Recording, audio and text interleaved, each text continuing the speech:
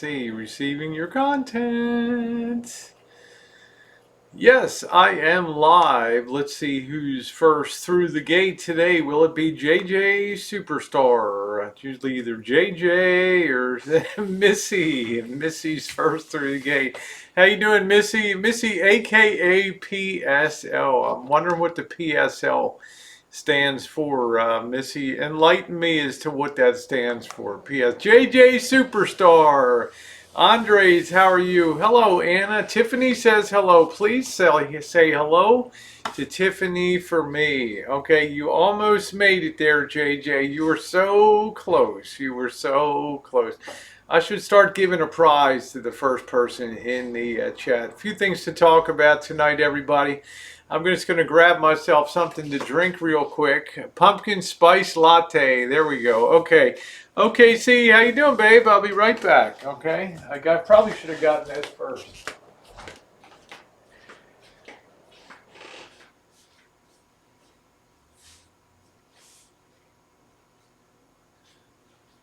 Yeah, I'm gonna have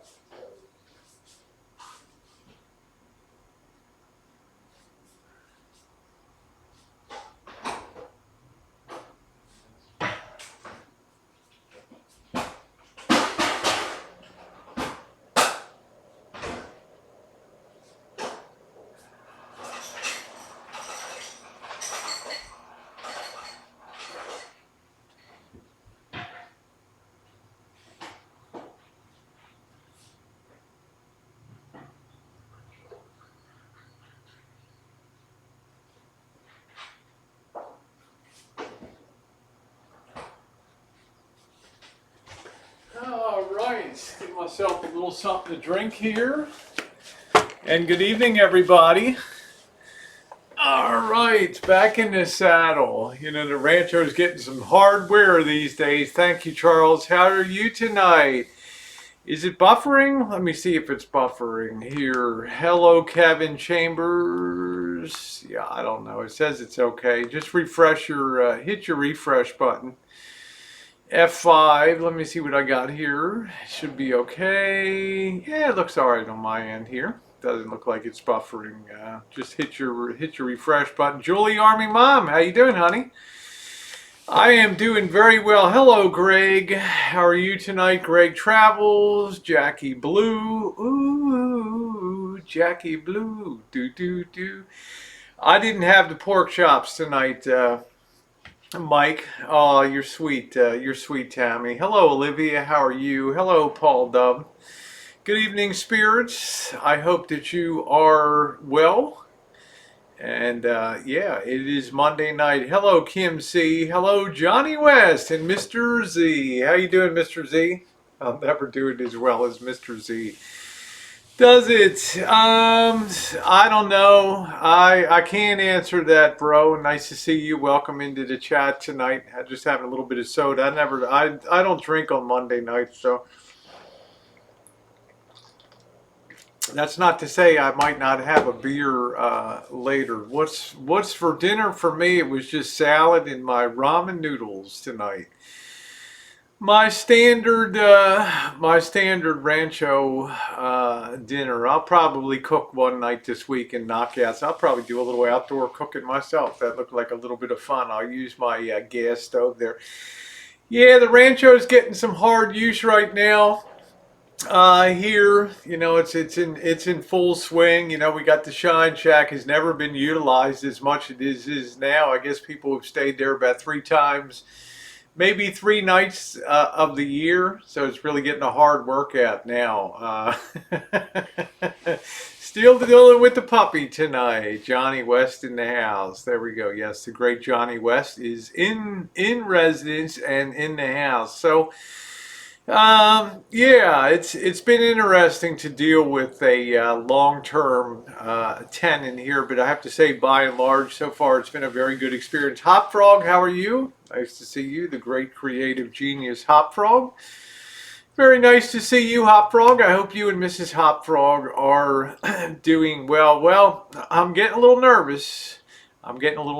Missy Jen's like my official meteorologist here on the Rancho, and she tells me that our weather window We'll be closing pretty soon. How you doing, Lolly? I'm going pretty good. Hey, Kiwana, how you doing? What's up, Coach? The weather window. Oh, today's your birthday. Kevin Chambers, happy birthday to you. Happy birthday to you. Happy birthday, Kevin Chambers in the great state of Texas.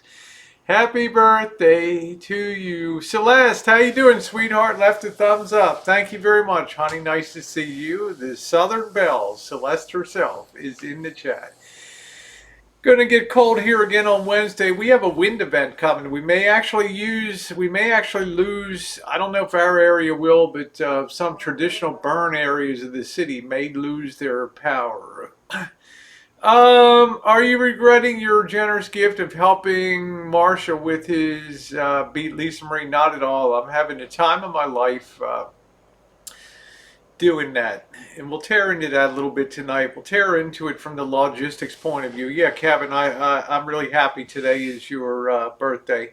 I know you went through a lot in 2018, 2019, so I'm hoping it's going to be better. Hey, Jay Holly. Nice to see you in the chat.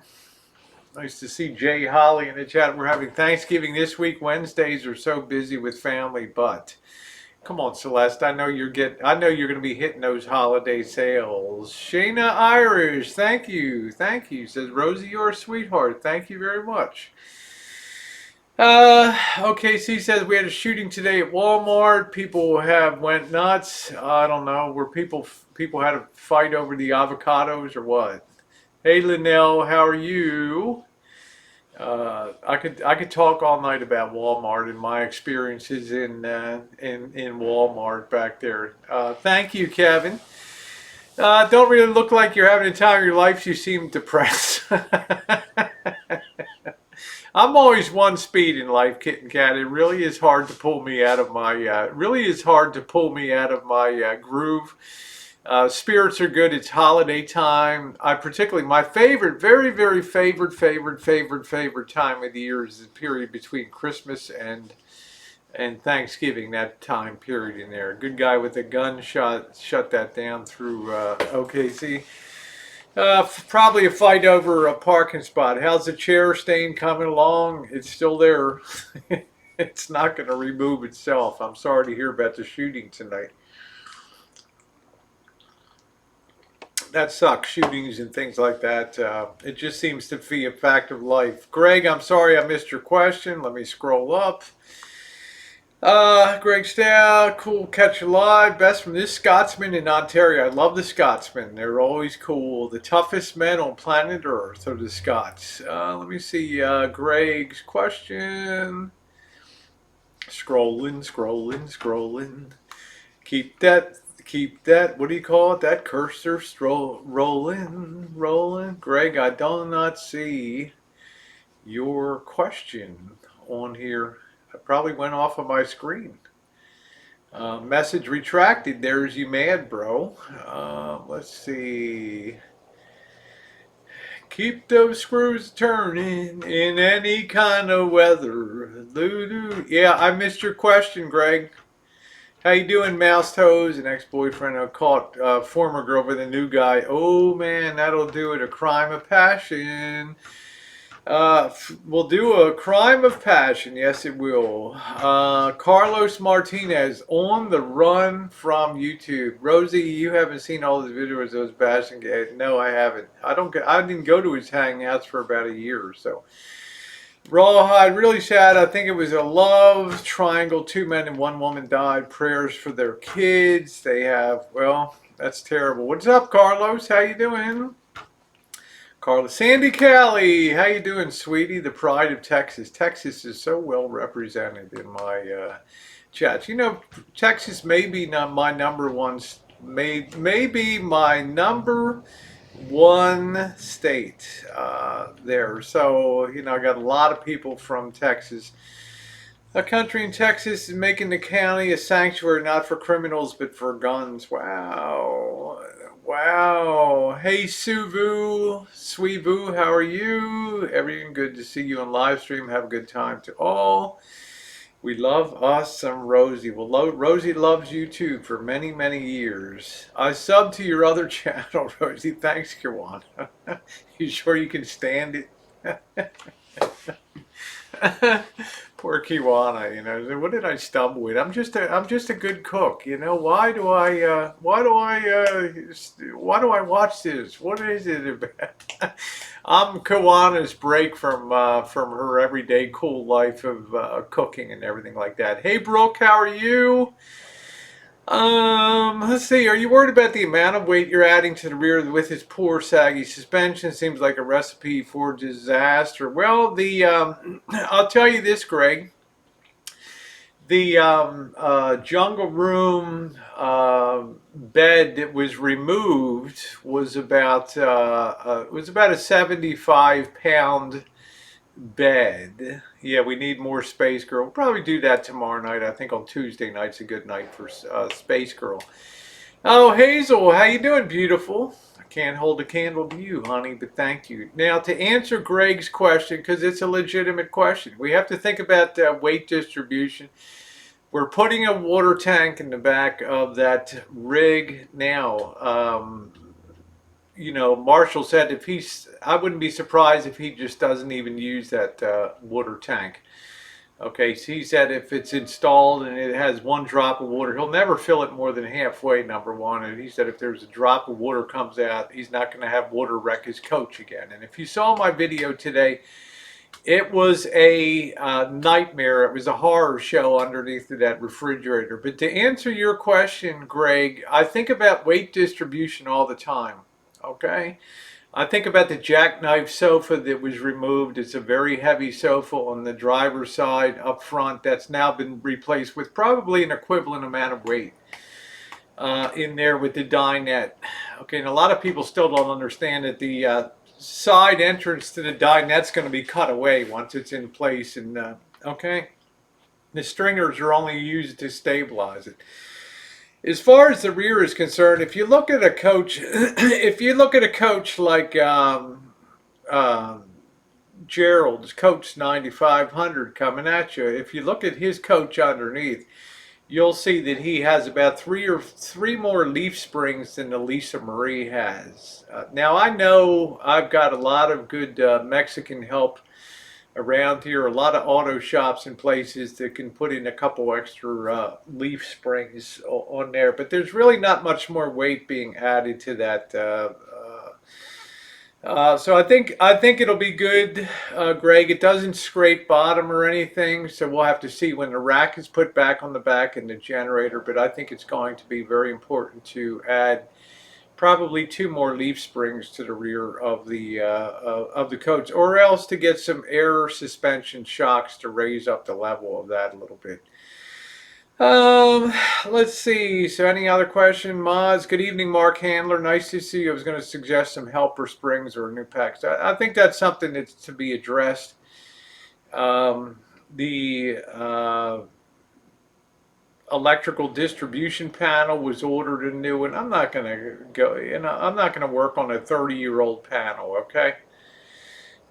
With a transformer that could develop an internal short within the transformer windings. I'm not going to do that. I think it's time after 30 years that be replaced.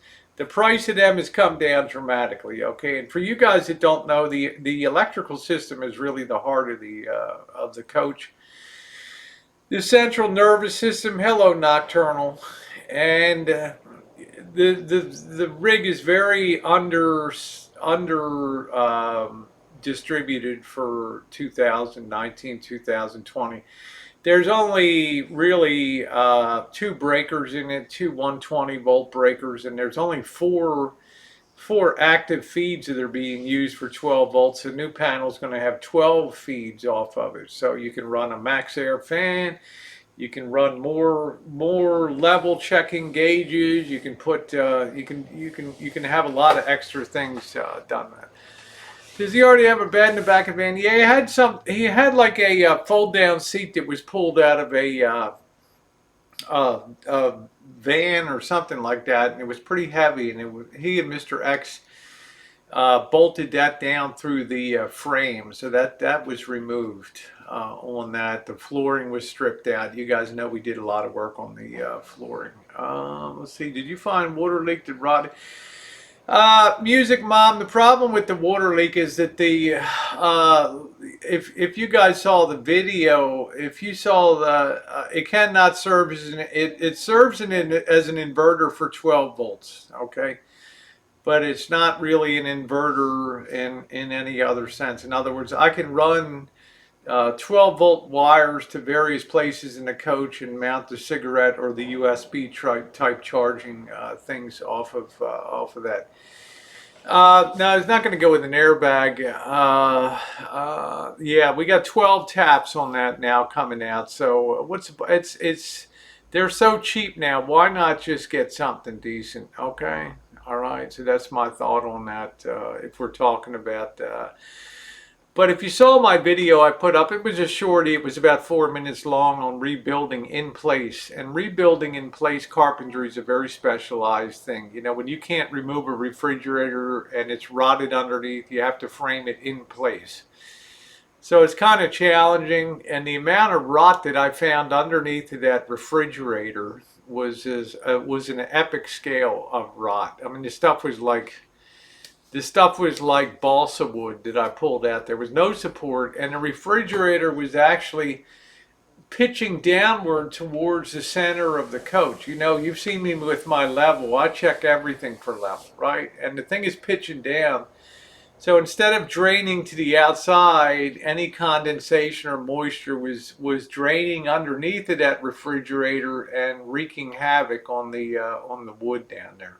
All that wood had to be removed, cut out, and refashioned. It takes quite a bit of time to do that. So I hope that answers your question in terms of where the moisture was coming in. Hey Tom, how you doing? Nice to see you. That takes time to do that. That certainly takes time. So if you check that, now you have those copper gloves, all you need is a copper knee cover. Thank you, Scott Clark. I actually wear those gloves to bed and they help a lot. I'm surprised he isn't sick as heck from breathing in all that mold and rot. Well, he's lucky he's been in relatively dry climates. Hello, Shay Shay. Hey, Mouse Toes, how are you tonight? Now, why does it take a long time? Okay. I get asked this question a lot. Why isn't the van build done? And I wanted to just go over some of the reasons for that tonight, okay? Because it's a legitimate question.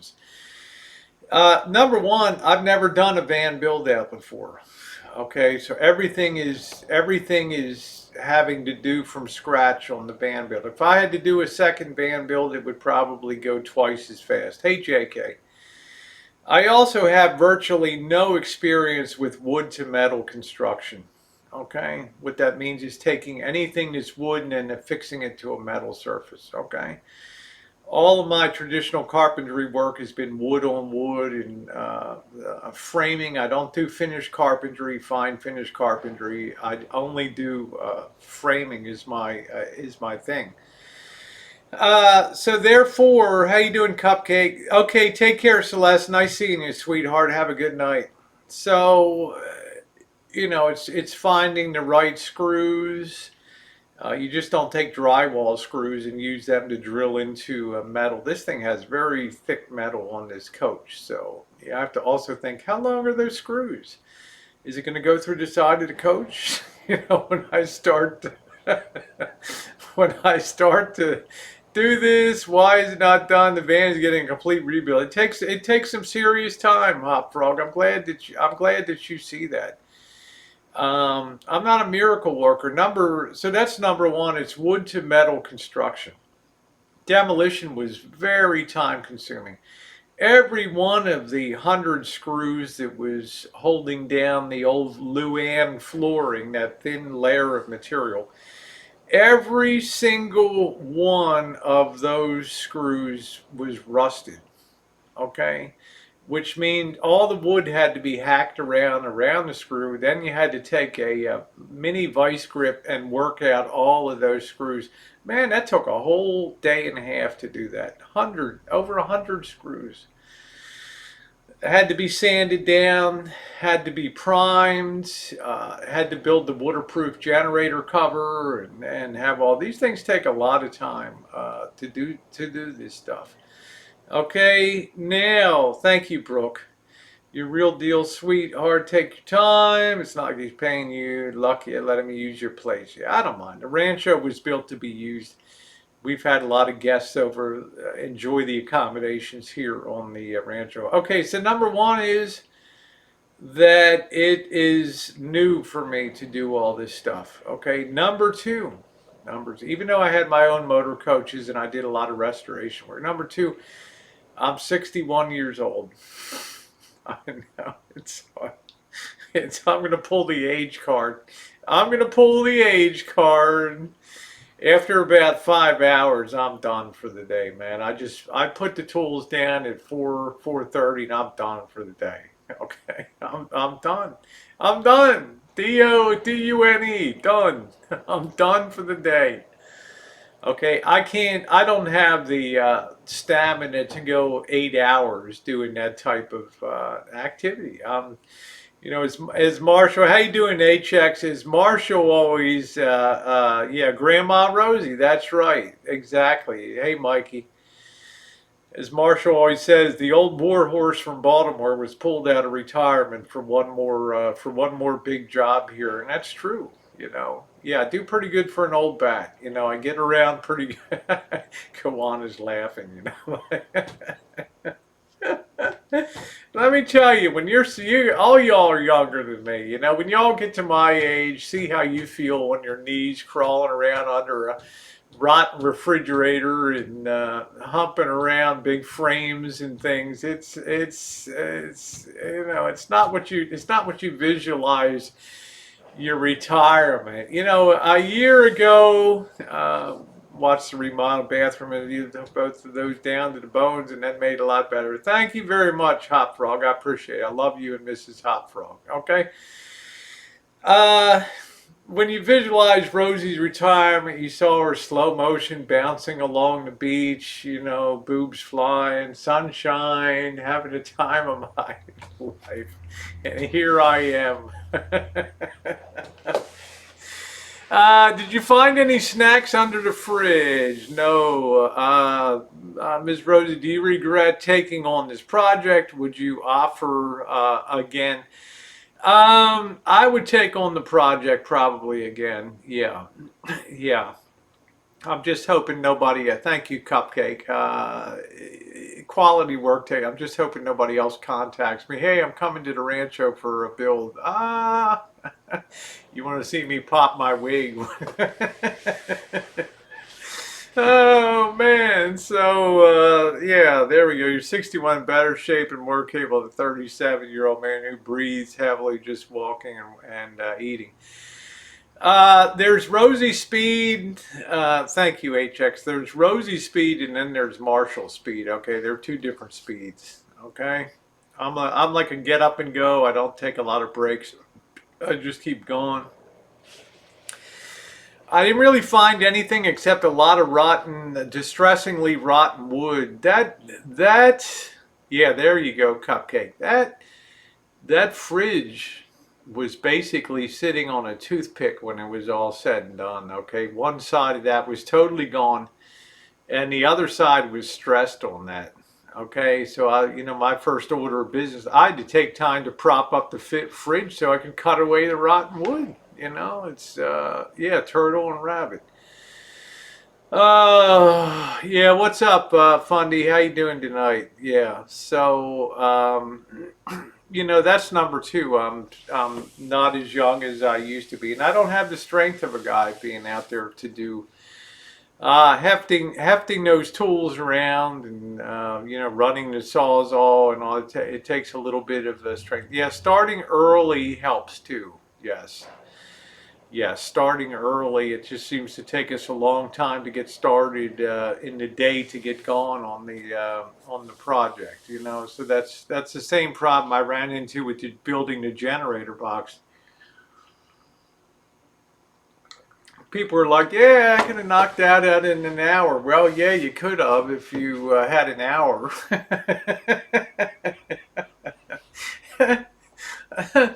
But you can see the way that the generator box turned out. You have a box that if it ever came loose on the back of the coach and bounced along the highway, it would probably, you'd still be able to pick it up and probably be usable with the needing a little touch-up paint. But that thing is built, you know, with peg construction on it, peg joints and things. So, hello, Jay Holly, again. You'll not be working on. We'll go to Dead Fish Restaurant. Yes, you will. Yes, we will. Cupcake. And if I get up to the Great Lake area again, I want to meet up with you up there. Okay, definitely want to meet up with you up there. The number 3 thing is that material acquisition. Okay, getting and procuring materials. Okay, you don't know what you need till you start to do it. Inevitably, you have the wrong size screws. You're making multiple trips to the hardware store, and I can't expect this Marshall to be in my head and understand that the things that we need to do. I got to go myself to pick up these materials. I got to pull the right screws. I've got to get self-drilling and tapping, and you know, and the right length and the right head style on some of these bolts. I'm not always using hex bolts. I'm using carriage bolts. I'm using machine screws. All types of things. Hippie said the critics forget that you Elvis on your heels and over your shoulders slugging the process 10 times more. I tell you. And we're live on Elvis Travels.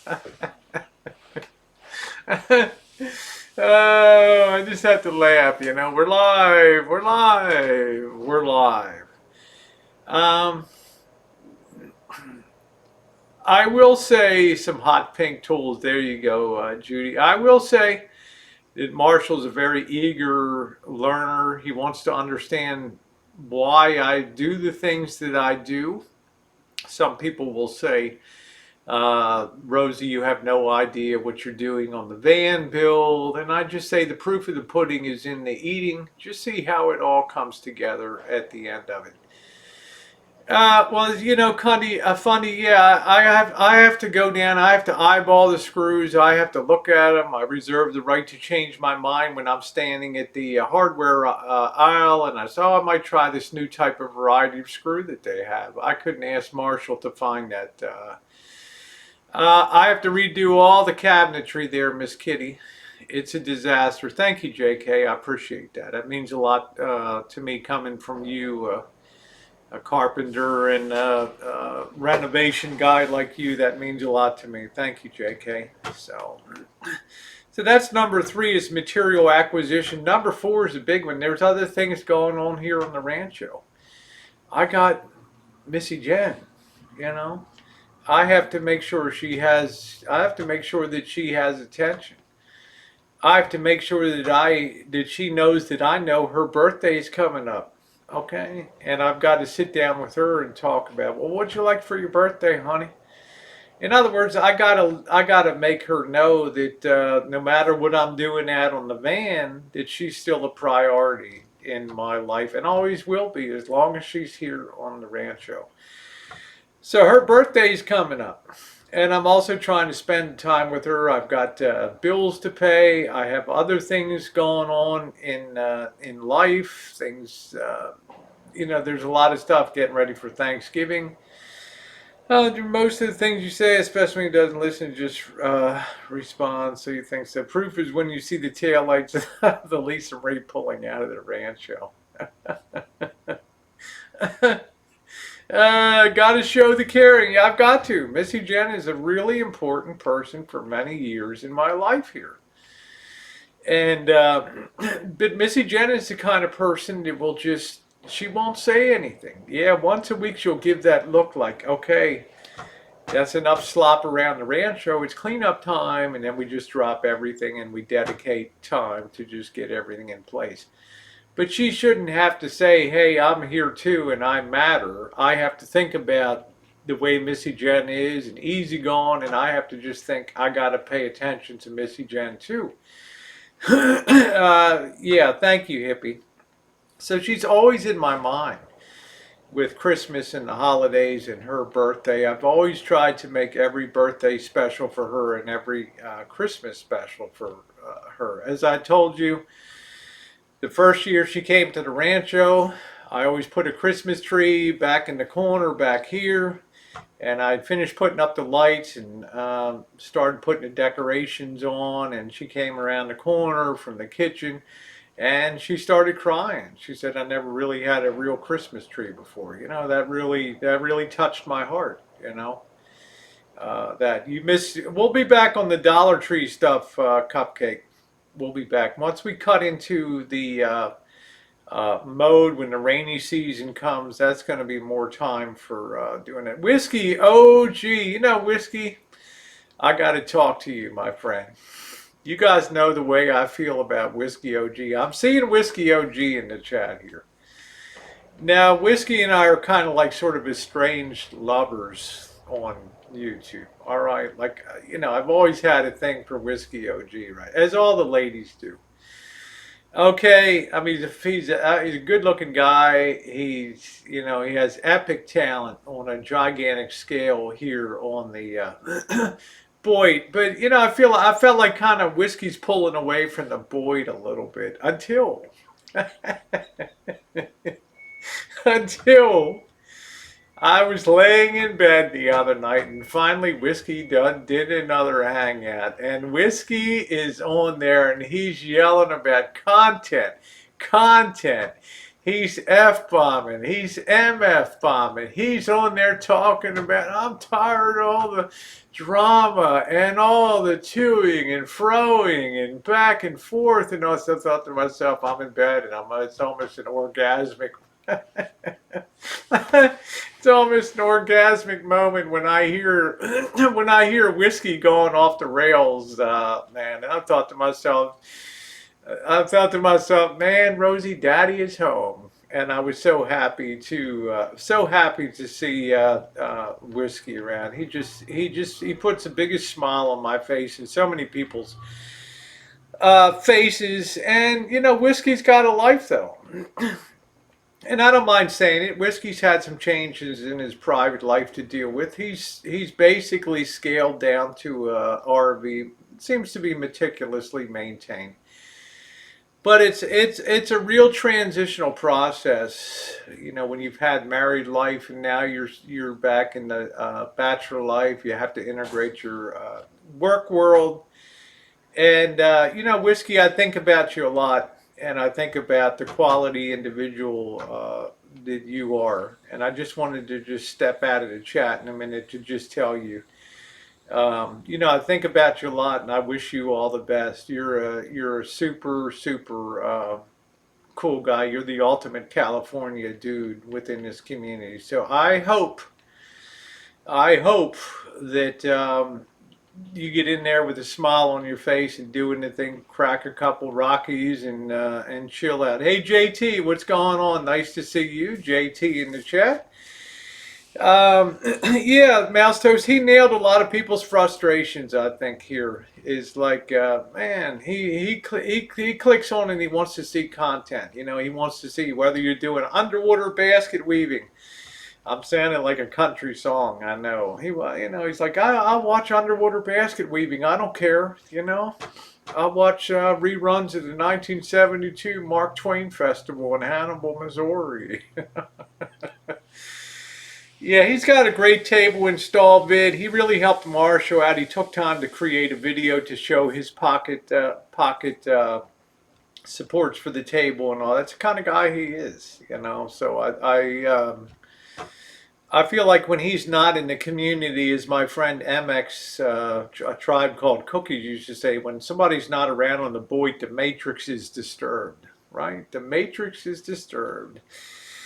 JT says, I've been playing underwater 660 chess blindfold, and that would be exciting. What's your move? What? What's your move?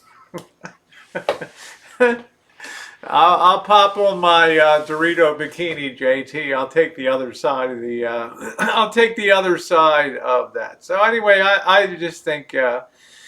Yeah, we're going to use the lagoon table in the van. Okay, so that's the next thing is material acquisition has been challenging. Number 4, budget is constrained. I'm not gonna, you guys already know that. There's a beer budget for champagne wishes. And, it is what it is. And sometimes I have to downscale the materials that I would like to buy. I'd like to buy more hardened, better quality of 2x2s and things like that, but there's not the budget for that. So that's the way it is. So that's another big consideration is downscaling things. But I do encourage, hey, daily vlogs with Lisa Ann, how you doing, sweet? But I do encourage him to spend the money where it needs to be spent. Hey, Monique, in other words, if you got a 30-year-old converter box and a coach, it's only a matter of time till that thing shorts out and goes tits up in the van. So as long as everything's all being torn out now, it's a good time to handle the snake of all the electrical distribution system and just tie it all down to a new unit and get it done. I have no idea, hippie piece. I never discuss finances with Marshall until it's time to pay at the Home Depot or whatever. And he'll look at me, I'll look at him, and well, go ahead. Okay. Thank you, JT. So whatever you do will be better than it was before. And I talked to him today. And I was talking about that, and I said, Marshall, you're going to have a delivered coach here that is going to be in really good condition when you get it. It's going to have a nice sink. It's going to have a new countertop on it, a new cook stove that a wonderful friend was kind enough to donate along with the lagoon table. New flooring, a dinette where you can sit down there, a really big bed in the back. It's going to really be up to you to really keep it in tip-top condition. And he said, well, Rosie, it just got away from me, and it reached a point that I just didn't care anymore. So I think it'll reach a point, it'll be back to a point where the incentive will be there, I think, to take care of it. Yeah, there we go. Monique, I hope you're doing well, honey. So I'm trying to think if there's any other factors that are slowing me down here. The material. Plus, the 5th thing is dealing with Marshall. And I don't want to say this in a negative way. Marshall's very interested in Class B motorhomes. And he's very interested in the way that things go together. And he's very interested. It's his home. He's very interested in, why did you put this here? Why does that go there? And when I need him to, he crawls under the coach and checks to see if I have clearance to drive a screw into the coach, into the flooring. Well, that takes some time to be patient and just explain things as we go along and just say, this is, I'm not, I'm trying to get all the weight vertical. I'm trying to have minimum horizontal weight bearing. I'm trying to have everything perpendicular, all kinds of things to explain. I rate that bed at about 1,000 pounds that bed would probably hold as it sits right now, that bed. JT, let me tell you, I would rate that with 1, 2, 3, 4, 9 points of vertical support with a bolted cistern mid-frame, and there's even there's just no way that that bed is just anchored. That bed ain't gone anywhere. and you know, it's built for hard duty, and it takes up every bit of the rear of the coach, which is exactly what he wanted. Was a big size bed, and it was cheap to build. You know, it wasn't expensive to build. You can't just put four. You can't buy a piece of plywood and just stick four legs on it and stick it down in the back of the van. Okay, it just ain't going to cut it. Okay, you got to think about all that kind of support that's needed. 1,000 pounds behind the rear axle. No, Cobra John, we're just talking loaded weight on the bed frame. The actual weight of the bed frame is probably not much more than the jackknife jungle room bed that was removed from that. So I don't think the coach has gained any more weight in the rear of the coach relative to what came out of that. So I think that we should be in good, we should be in good shape on that. The coach came in at 8,900 pounds. When we're done, we'll get on a scale. We'll put it on the scale, and we'll find out what the new weight of the coach is. So the water tank, I think it's only a 20-gallon, 25-gallon tank, and I don't think it'll ever be more than half filled, that water tank. So we shall see how the weight distribution. Like I said, if it was my coach, I'd add an extra 2 leaf springs on each side, or some adjustable shocks on there to do that. So I think that it'll hold up fine on that. So those are kind of some of the things that slow it down. And the last thing is also a very critical aspect of the whole build, is that you have to be very careful. You know, and I've said this a million times, but every day is an adventure. You have to be very careful where you're drilling, where you're driving the screws into. There's hoses running underneath of the coach. There's brake lines, propane lines, gas lines, multiple gas tanks.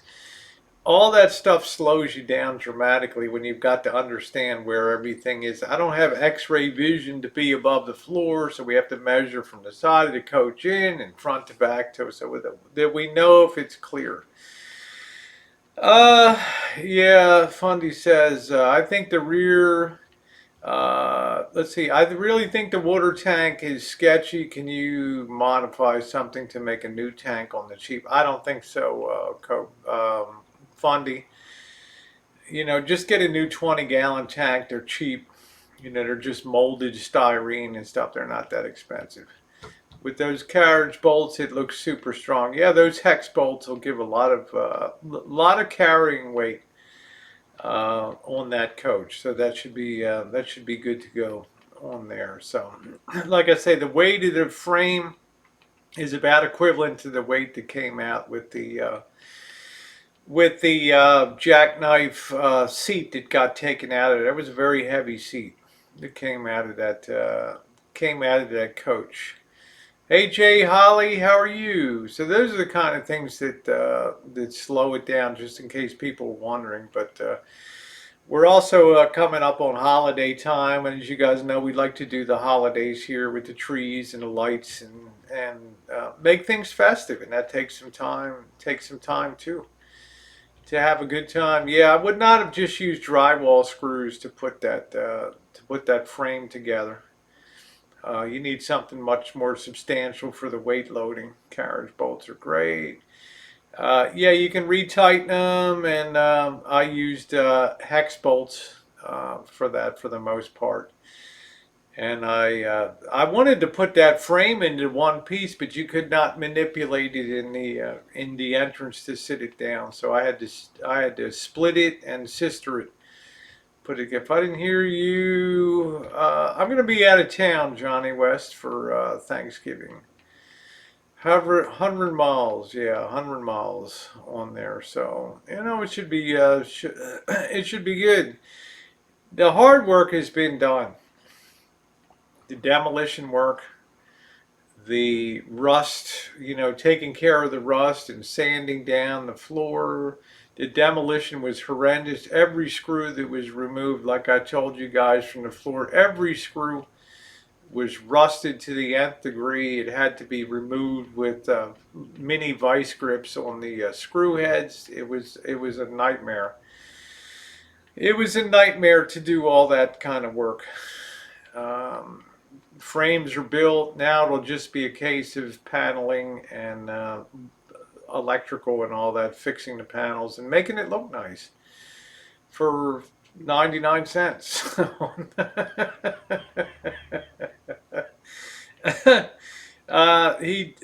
Marshall was invited to hey, how you doing, Mike Loyal? Yeah, nice to see you. Marshall was invited to Janet's for Thanksgiving. Let's see, Mike Loyal. See, look, all snuggled in. Yes, I'm snuggled in. I'm getting ready. Unfortunately, we got another wind event coming Wednesday. Yes, we have not had any rain. We're even drier than we were when the October fires hit. So I'm hoping we don't have any down power lines or any new fires that start here on Wednesday. We're supposed to have 25 to 50 mile an hour winds here. So I'm hoping we're going to be okay. Yes, he was invited. Yeah, Janet's just that kind of person. Janet is the consummate hostess. Okay, she doesn't want anybody to be alone at Thanksgiving, so I'm sure that they will have an excellent time. I'm doing good, Lotus Blossom. How are you? She sets a great table for Thanksgiving. I think Missy Jen will probably get some video from down there, so we'll see. We'll see if Jen feels like running the old GoPro and getting some video. You'd like to be a fly on the wall, huh? Well, he can rise to the occasion when he needs to. That's for sure. Let me see. Yeah, the Rancho life. I talked about. Okay, Jared, take care, Jackie. Nice to see you. I talked about Reno, and I was mentioning this on the Marshall's chat that Missy Jen's birthday falls on the Saturday after, not the immediate, but the second Saturday after Thanksgiving. So I do believe that I am going to try to push Reno to midweek. It'll be cheaper for a motel. And I'll also be able to celebrate Jen's birthday here on the Rancho. So what is Mr. Z doing? Let me see. Oh, to be a fly on the wall. Exactly. Yeah, Janet's pretty straight up. She's a good entertainer. And all I can say is Marshall better be on his best behavior when he gets down to her place, because her place is like a well-oiled machine down there. So, what's still left to do on the van? I've kind of divided it into systems. And since she better wear a cup. I better wear a cup. So I've kind of divided the systems up to water, electrical, and finish. And since it's going to take a while for the distribution panel to come in, I think the next thing I'm going to do is address the reconfiguring the water fill. I don't want to put a new hole through the side of the van. Okay, to put a water fill in the back of the van. So that's going to require some drilling out, running some of the hoses. Hopefully there's enough of a drop to do that. Hey Jewel, how you doing? Hopefully there's enough of a drop from that existing fill point back to the tank that it can be a gravity fill there, but it's going to take some sawing down of the existing fill pipe. Comes really far into the coach in the back, so gonna have to put a hard right hand turn and take that to the back of the yeah, they're good people. Put that to the back of the coach, move the water pump, do the rewiring of the water pump.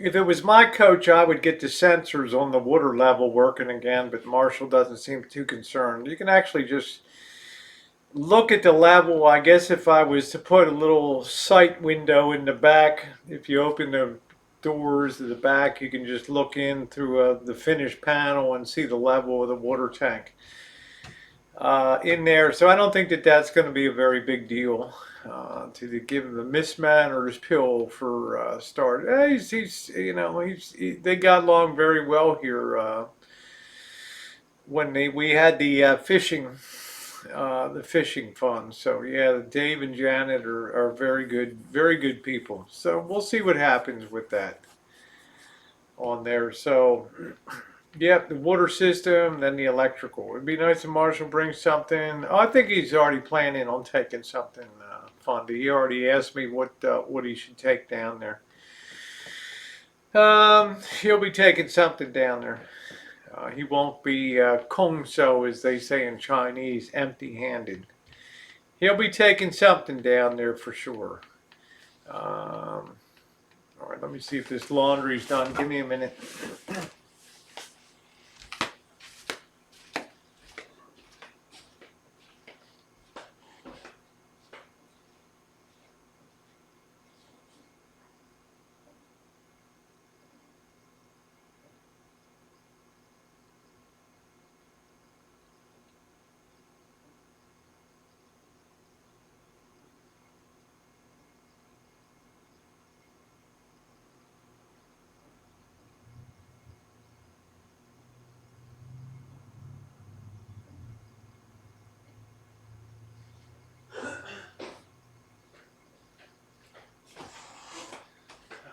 Right, I am back.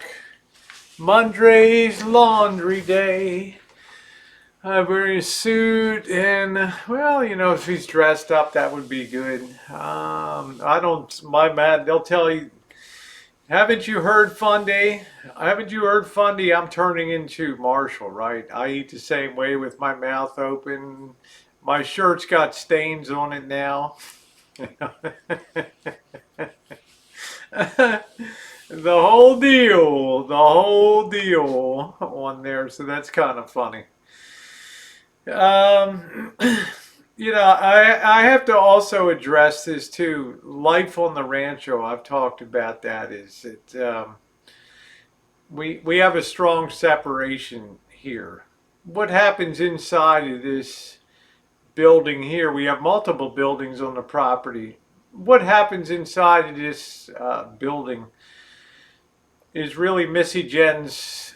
That's what she really cares about. That's the thing that she cares about, making sure that things are nice inside the house and kept in good order.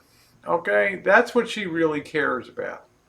Now, when it comes to the workshop outside, she doesn't go in the workshop except to grab water, and she never really goes into the shine shack. Okay, when nobody's here, I mean, I've probably had some years when I walked in there 5 times a year, just to make sure nothing was leaking. The shine shack is built like a tank. Okay, it has a tile floor on it. It can be emptied and cleaned and mopped within a couple hours or so. And I know people are like, some people have been like, Gmail, the Shine Shack's a pigsty and things like that. And it's like, what you're looking at is really things in bins that are sitting there. Because honestly, the Lisa Marie's gutted. I mean, there's no point. Where are you going to put that stuff? There's no room in the workshop. And Missy J's like, I'm not having any of that in here. There might be a few foreign things that climb out of the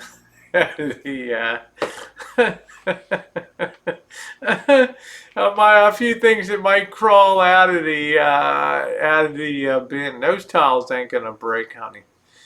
That's a poured concrete floor, babe. Those tiles ain't gonna break. Okay, those tiles were set down. They were properly done. Yeah, Scott Clark. Yeah, he's in the. He took his trucker bed and just threw the mattress in the shine shack. It could be neatly put in the. Well, I guess it could, but they'll tell you Rosie's a guy. you know, and Marshall's a guy, and they're just slobs, you know, and there's probably some truth to that. I don't even see that stuff when it's not, it's not really on my radar screen. You know, I guess I'm kind of blind to that. I've, you know, lived in college housing, and you know, it's just holes in walls and doors and that kind of thing. Okay, Pretty Mama says, my husband and sons are not slobs. Okay, I'm a slob, right? I'm a slob.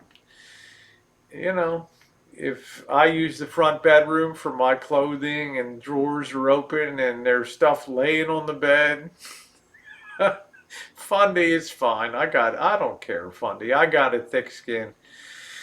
We've had our moments, you know, and it's all good, Fundy. You know what I'm saying? I'm not, you know, it's one and done. I just move on in life. Vicky says, you're not a slob. I'm a slob.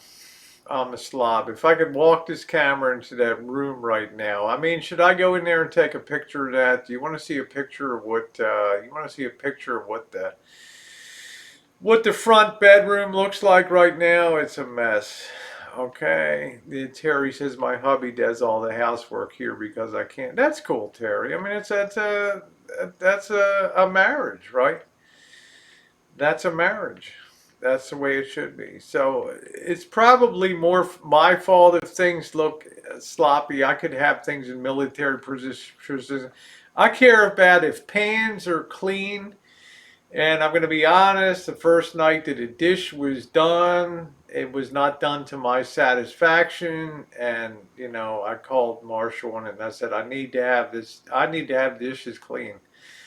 Don't put something in the dish rack with food hanging on it. And I never had that issue again, you know, with doing that. So you have to have some necessary thing where people are going to be eating off of plates and that kind of stuff.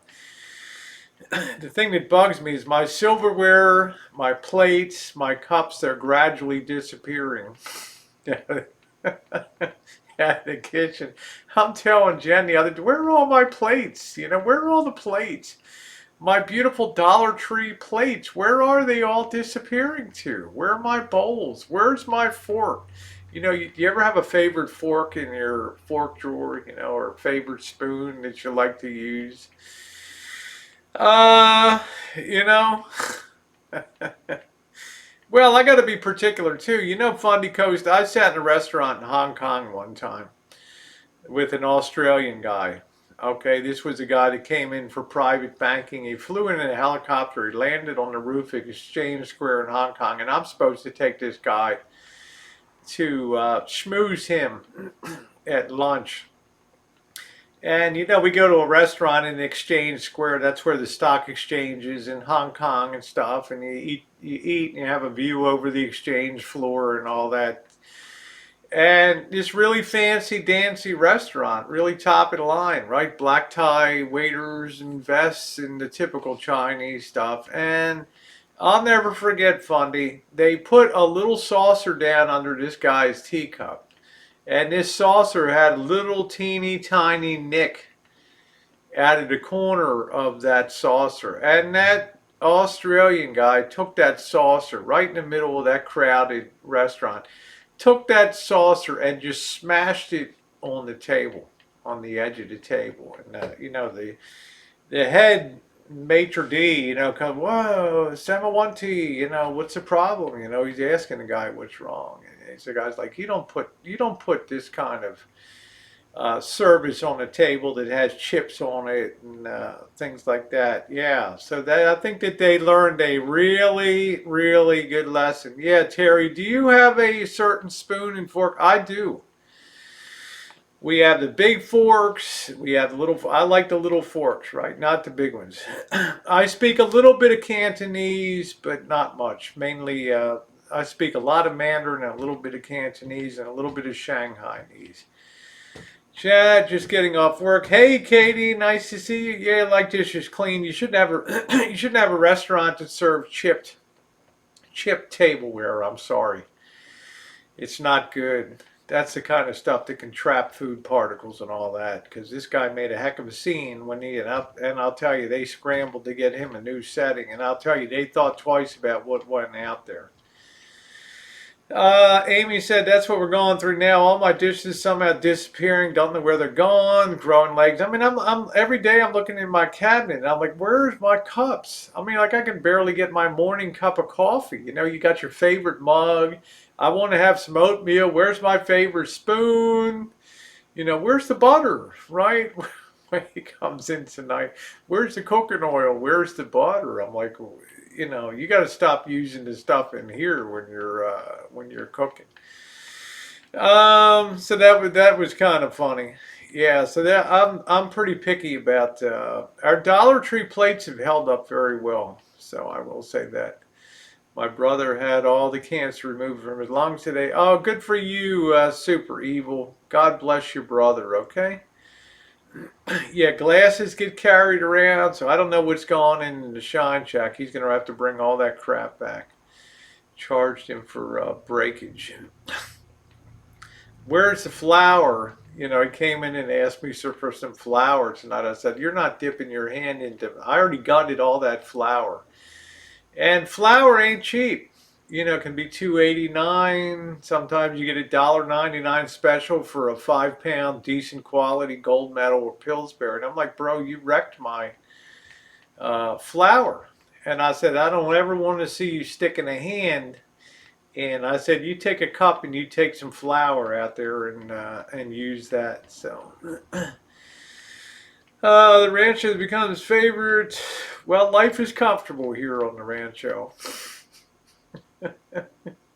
But you can understand. I mean, if we were all under one roof, he'd be hanging on meat hooks, you know. The morning chooch with Marshall, you know. Hey, everybody. Missy Jen would be like that. But we do have a real luxury here of having multiple buildings on the Rancho property. So there's a good, you know, the Shine Shack's about 50 feet away from the main building here. So that makes it a nice thing. And I built that thing for moonshining that doesn't matter what spills on the floor. It's so easy to clean up that place with the floor that's in there and all that. Are you familiar with wabi sabi? You mean wasabi?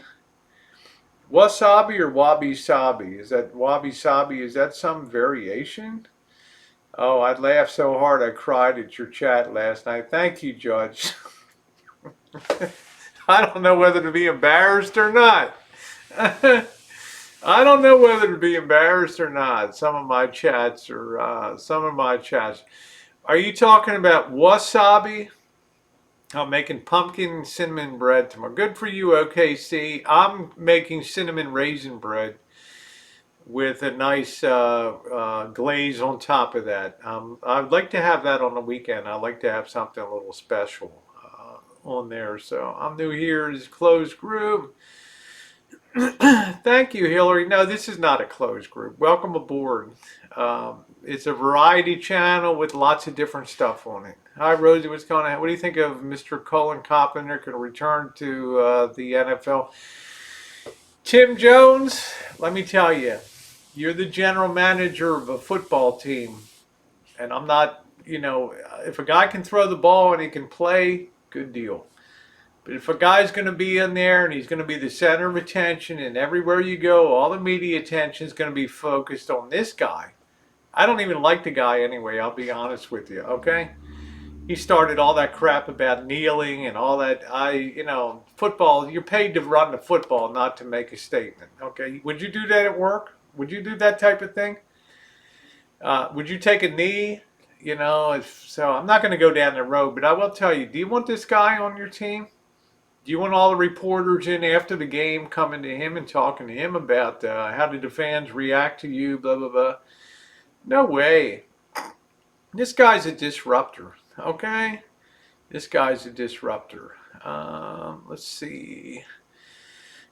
Yeah, I don't think he's any big talent. He had one good year, and then he figured it out. He doesn't have the brain power. He doesn't have the finesse of a Lamar Jackson. You see what he does with the Ravens. The guy's a magician, right? The guy's you got to have a brain to be a quarterback in the NFL. You can you can have half a brain in college, but when you step it up to the pro level, you got to be you got to have the best brain on the field to be a quarterback on there.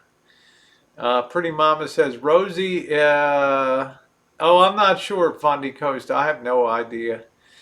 All the aesthetics is in my butt. I don't know anything about that too much. Although I did take philosophy of art in college. I will say that. Pretty Mama, who likes to bust my on the daily, every day. Rosie, if I was your guest, everything I touched would be neat. You know what? You know what, Vicky? And I'm just going to put it out there, honey. You're a brat. Okay? That's the bottom line. You're a 100% certified brat. Okay? I know you live the 49. I love the Ravens and I like the 49ers. Yes. The fire and cocktail looks super inviting. Cheers, everybody. Thank you, Hillary. Love the 49ers. I know you do. Yes, you are. You are the biggest brat in my life, Pretty Mama, and you know you are. Okay? We have a love-hate relationship.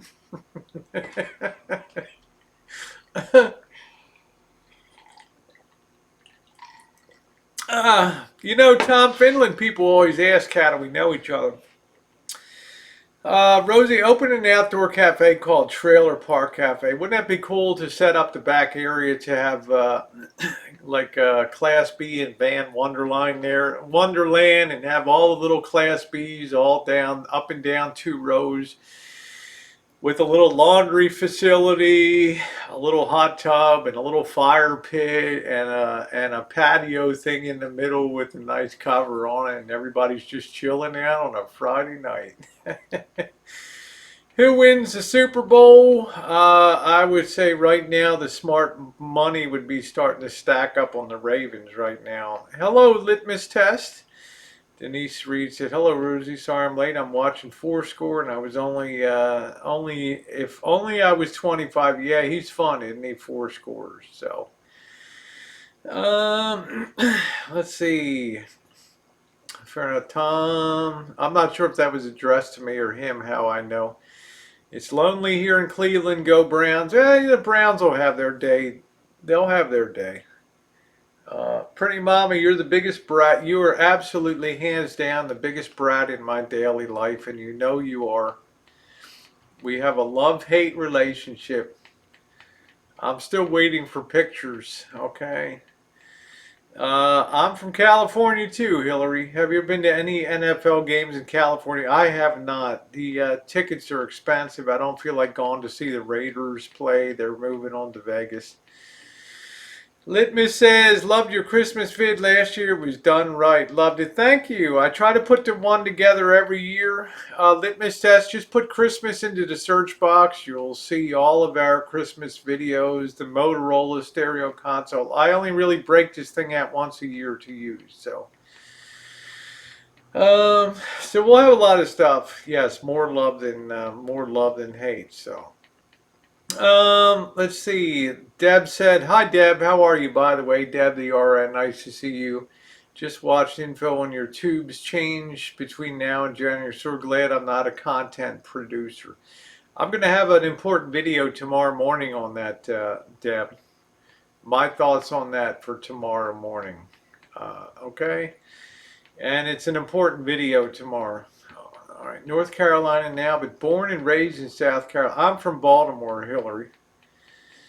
I'm from Baltimore, where we say water and wash and all those great pronunciations. Hello, what is that, Driana? Nice to see you. Do I need glasses? Driama, yeah, it's going to be interesting. So we'll get ready for the holidays here and have all that. My bottom line, Deb, was, and I'll bottom line it, what I'm putting out tomorrow. I'll just put it this way. everybody that comes on, everybody's on YouTube now has to be, I don't care whether it's me or whomever. You really have to wake up to the reality that, and come to terms and grips with the fact that you could wake up one day and your channel's gone. I'm not monetized on this channel, on the Rosie O'Kelly channel. I may be monetized again one day. I don't know. But I made the decision before I would do any of that I would review all 7,000. I used to have 12,000 videos. I took down thousands of them, removed over 5 million views from the channel. Okay? But there does come a point where you're slicing really close to the bone. And for the sake of YouTube, that you're giving up a lot of your history on the channel. A lot of those morning chooches, a lot of those things that made the channel, a lot of those things that people loved watching. YouTube has no human touch that it can evaluate those kind of things. They're not going to take any time to look at history and say, wow, that meant something to the subscribers on that channel. What they're going to have is a computer that's just going to sweep through using an algorithm, and it's going to make judgments on channels. And you really have to come to the grips of the chat. This is why I won't fight it again as far as the channel goes. I've already come to terms that this channel may be gone. Okay, it's a tough thing to say. I have the Rosie Murphy channel. I'm putting more content, but it could face anybody on here. You could wake up and live streams are gone. You could wake up and YouTube is taking another big chunk out of the monetization. In other words, they're not a content-oriented company. They're a profit-driven corporation. Okay. Why not start Patreon and post vids there, Rosie? It's a good question. Buddy Holly, remind me of that question. I want to tell you my experience with Johnny and I. Deb, I'm going to tell you that tomorrow because you do fit into the equation. Let me just make sure I'm addressing this properly here. Why not start Patreon? I've talked about this a couple times. And I want to preface this by saying that some of my friends, some people I've known for years, have started Patreons on YouTube. And this is the beauty of YouTube. And the creators, they can go and do something like that, okay? And I applaud them if they want to do that, okay? To me, I've always had this philosophy when it comes to Patreon. And I'm going to also fully disclose that I support 2 Patreon channels on a monthly basis. Okay, I'm a subscribed to 2 Patreon channels. So I believe in the concept of Patreon. Why don't I do the Patreon thing? Number one, I never believed any of my content should be exclusive in nature. Put another way, everything I do on a daily basis, I want to involve everybody on the channel. Okay? I don't want to start having a separate carve out and just sort of saying, this I'm going to just do for these people that pay me money to be on this, to get these private videos. I'm embarrassed. Quite frankly, I'm embarrassed at that thought. Okay? I don't want to put out any private content that's exclusive for people on the channel. Okay? As you guys know, I'm very well rewarded for what I do on YouTube. You know, it's great, and I'm very happy for that. But I feel uneasy about merchandise. I feel uneasy about Patreon. It's just not the kind of thing that I want to create exclusive content.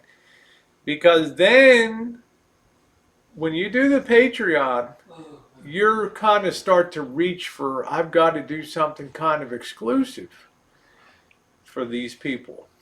And then at that point, I think that you begin to force content a little bit. Okay? Like what could I do on a what could I do on a Patreon? How you doing, Mike Jordan? What could I do on a Patreon that I don't do on here? Um, Talk about my life in China, maybe my years overseas, my years in the CIA and all that. I mean, what would I do? I just don't feel like uh, yeah, make a teeny weeny bikini count and all. But you know what I'm saying? But I do value everybody's right to make their own decisions about the things that they want to do when it comes to Patreon. Hot Frog says, I feel the same way. I just know people have busy days. My pain is when people say my video, that's right. And people love your videos. Play on Patreon vids, you can no longer. I have every video. My video collection is well over 6 terabytes of videos now on YouTube. There's nobody in the history of the trans community on YouTube that's ever documented their life on the daily like I have here on YouTube. Rosie, can you put that up Thank if you you. don't mind, just a little bit? The light, just a little bit. It's giving me a glow. Oh, really? But it's kind of blinding, though. Just That's why I thought every night you're changing position, right? I mean, now you're over here. Okay, there you go. There you go. All right, there you go. It's just blinding. Thank you, Litmus. So yeah, you can't see. They can't see the fireplace now. You totally took out the fireplace right there.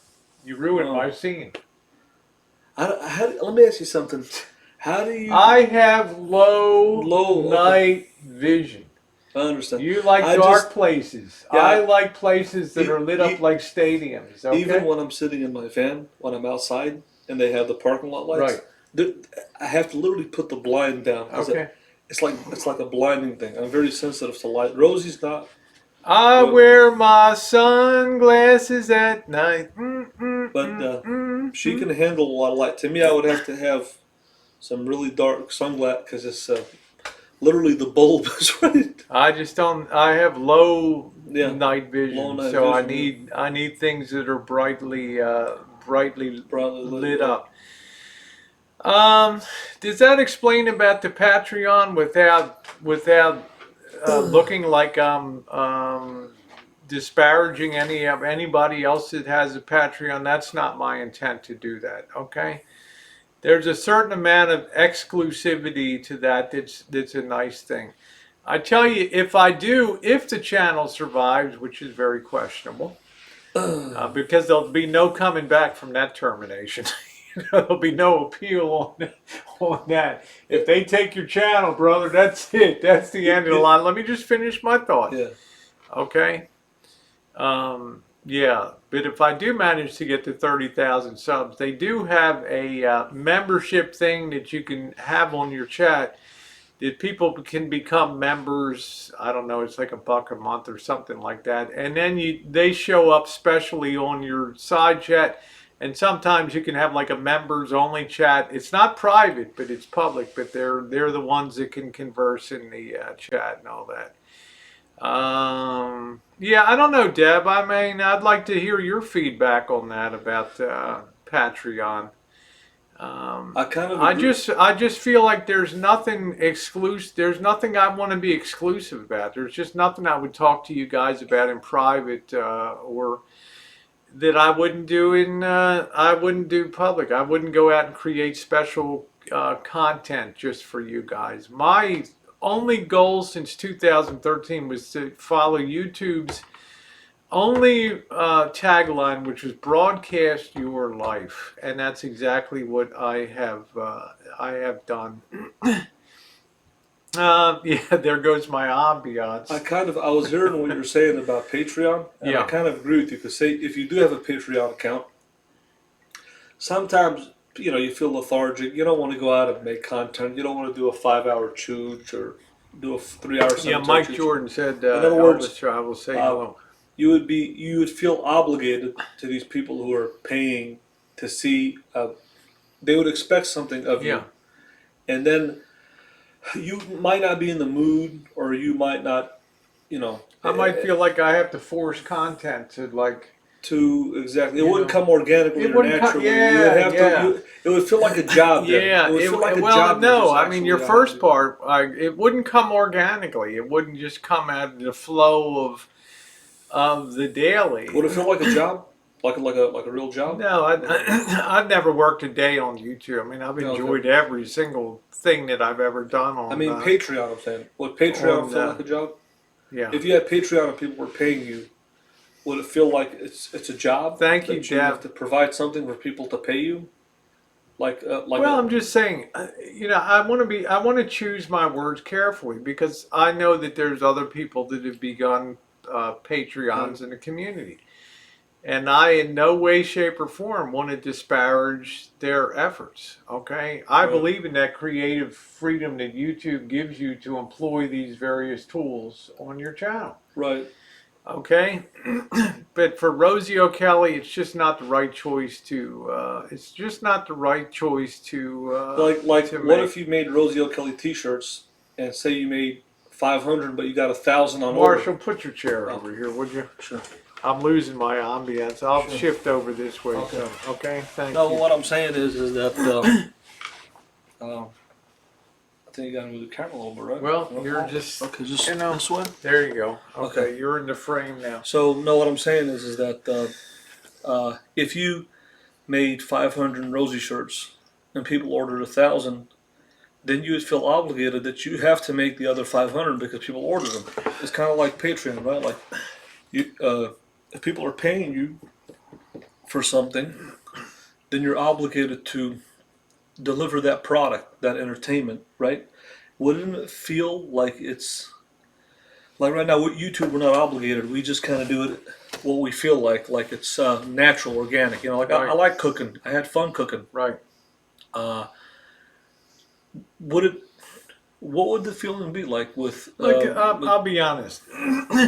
I joined YouTube for one reason to create content on a daily basis. And Right. I've done that for 7 years. I've never missed a day on YouTube. I missed one day in November, I think it was 14th, 2013. I missed one day. Otherwise, I've been uploaded every single day Right. on YouTube without fail. To me, I do YouTube because it was fun. Now, I didn't do it to chase money down. Now, money has become a byproduct of being on YouTube. But you Right. won't make it if you can't get the first 2 years. Oh, I got to have the monetization. I got to have the watch hours. I Right. didn't join YouTube to to let that be the driver. Right. Okay? But what I'm saying is now a happy consequence of that. I'm not monetized on this channel. But what I'm saying is I've never let money sort of be the driver of collecting fun. I've just wanted to put out content, and I think the very best setup I have now is if people want to tip something, then that's the way to do it. Right. That's the one thing that it's totally voluntary. There's no monthly subscription. No obligation. There's no obligation. Oh, Rosie didn't show enough titties lately. I'm canceling my subscription. Right. Yeah, I mean, I don't want to feel that. I don't want to feel like I could disappoint people. Right. Yeah, I know, Hopra. I'm just not at that point where I want to do merch. Patreon is similar to wrestling. Like pay-per-views. When people used to pay for pay-per-views, they would pay because it's a big event. It's WrestleMania. They expect it to be really good, and I think that's what Patreon is. It's the modern day pay-per-view.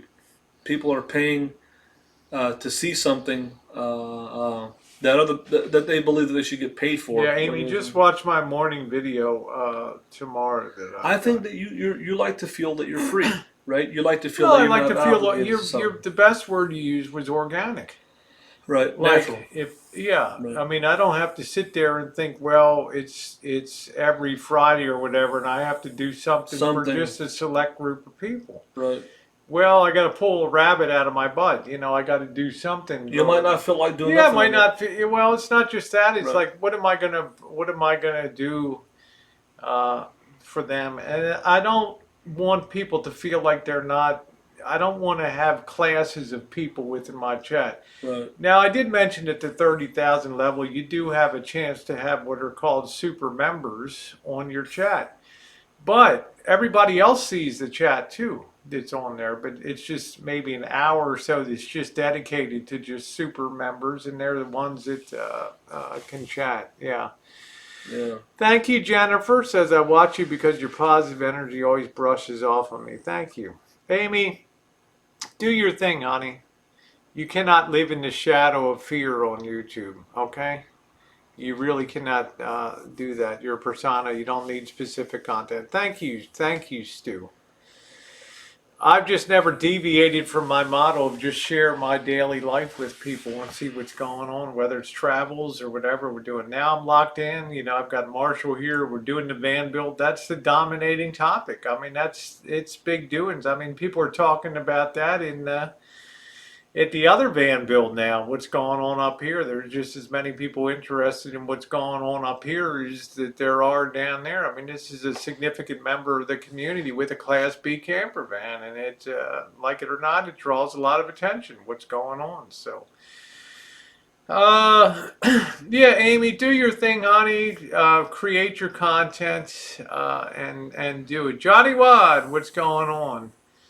I have no desire to do a van, but it's still fascinating. It's a learning experience for me too. I was telling people earlier, I've never done a Class B. I believe, Rosie. There's a lot of people that are watching. They might not say anything. Somebody like Border Nomad. Never seen him message me or anything, but all of a sudden it's like, hey, I know you, Elvis Travels. So there's a lot of people watching in the background. Some people might not want to comment because they don't want to get bullied by trolls. For whatever reason, a lot of people watch YouTube for a lot of different reasons, and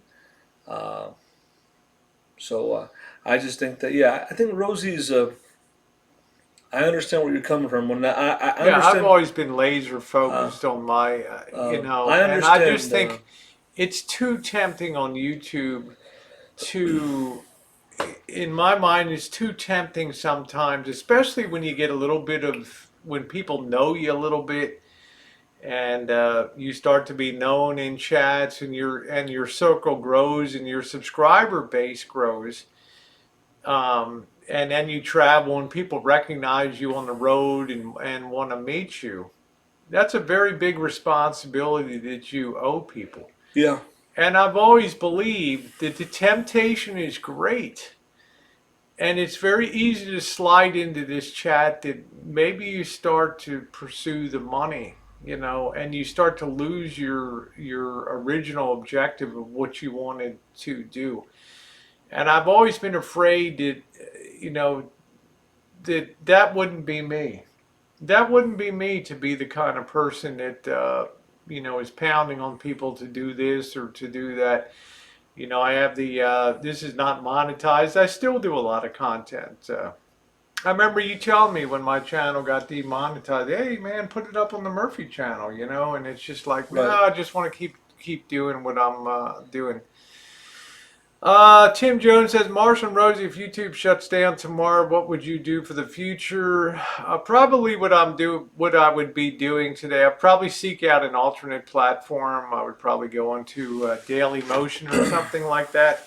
I don't know if Litmus. I don't know if I'm saying it right or not. I feel like money can really start to pull you off. It can really start to pull your anchor off of its moorings, and I don't want that to happen on this channel. Am I well supported by people? Yes, I am, and I'm appreciative of that. But I don't want to slip anchor on this thing and start. Oh, that was easy to get that. And now I'm just going to start. Hey, start pounding away. That wouldn't be me.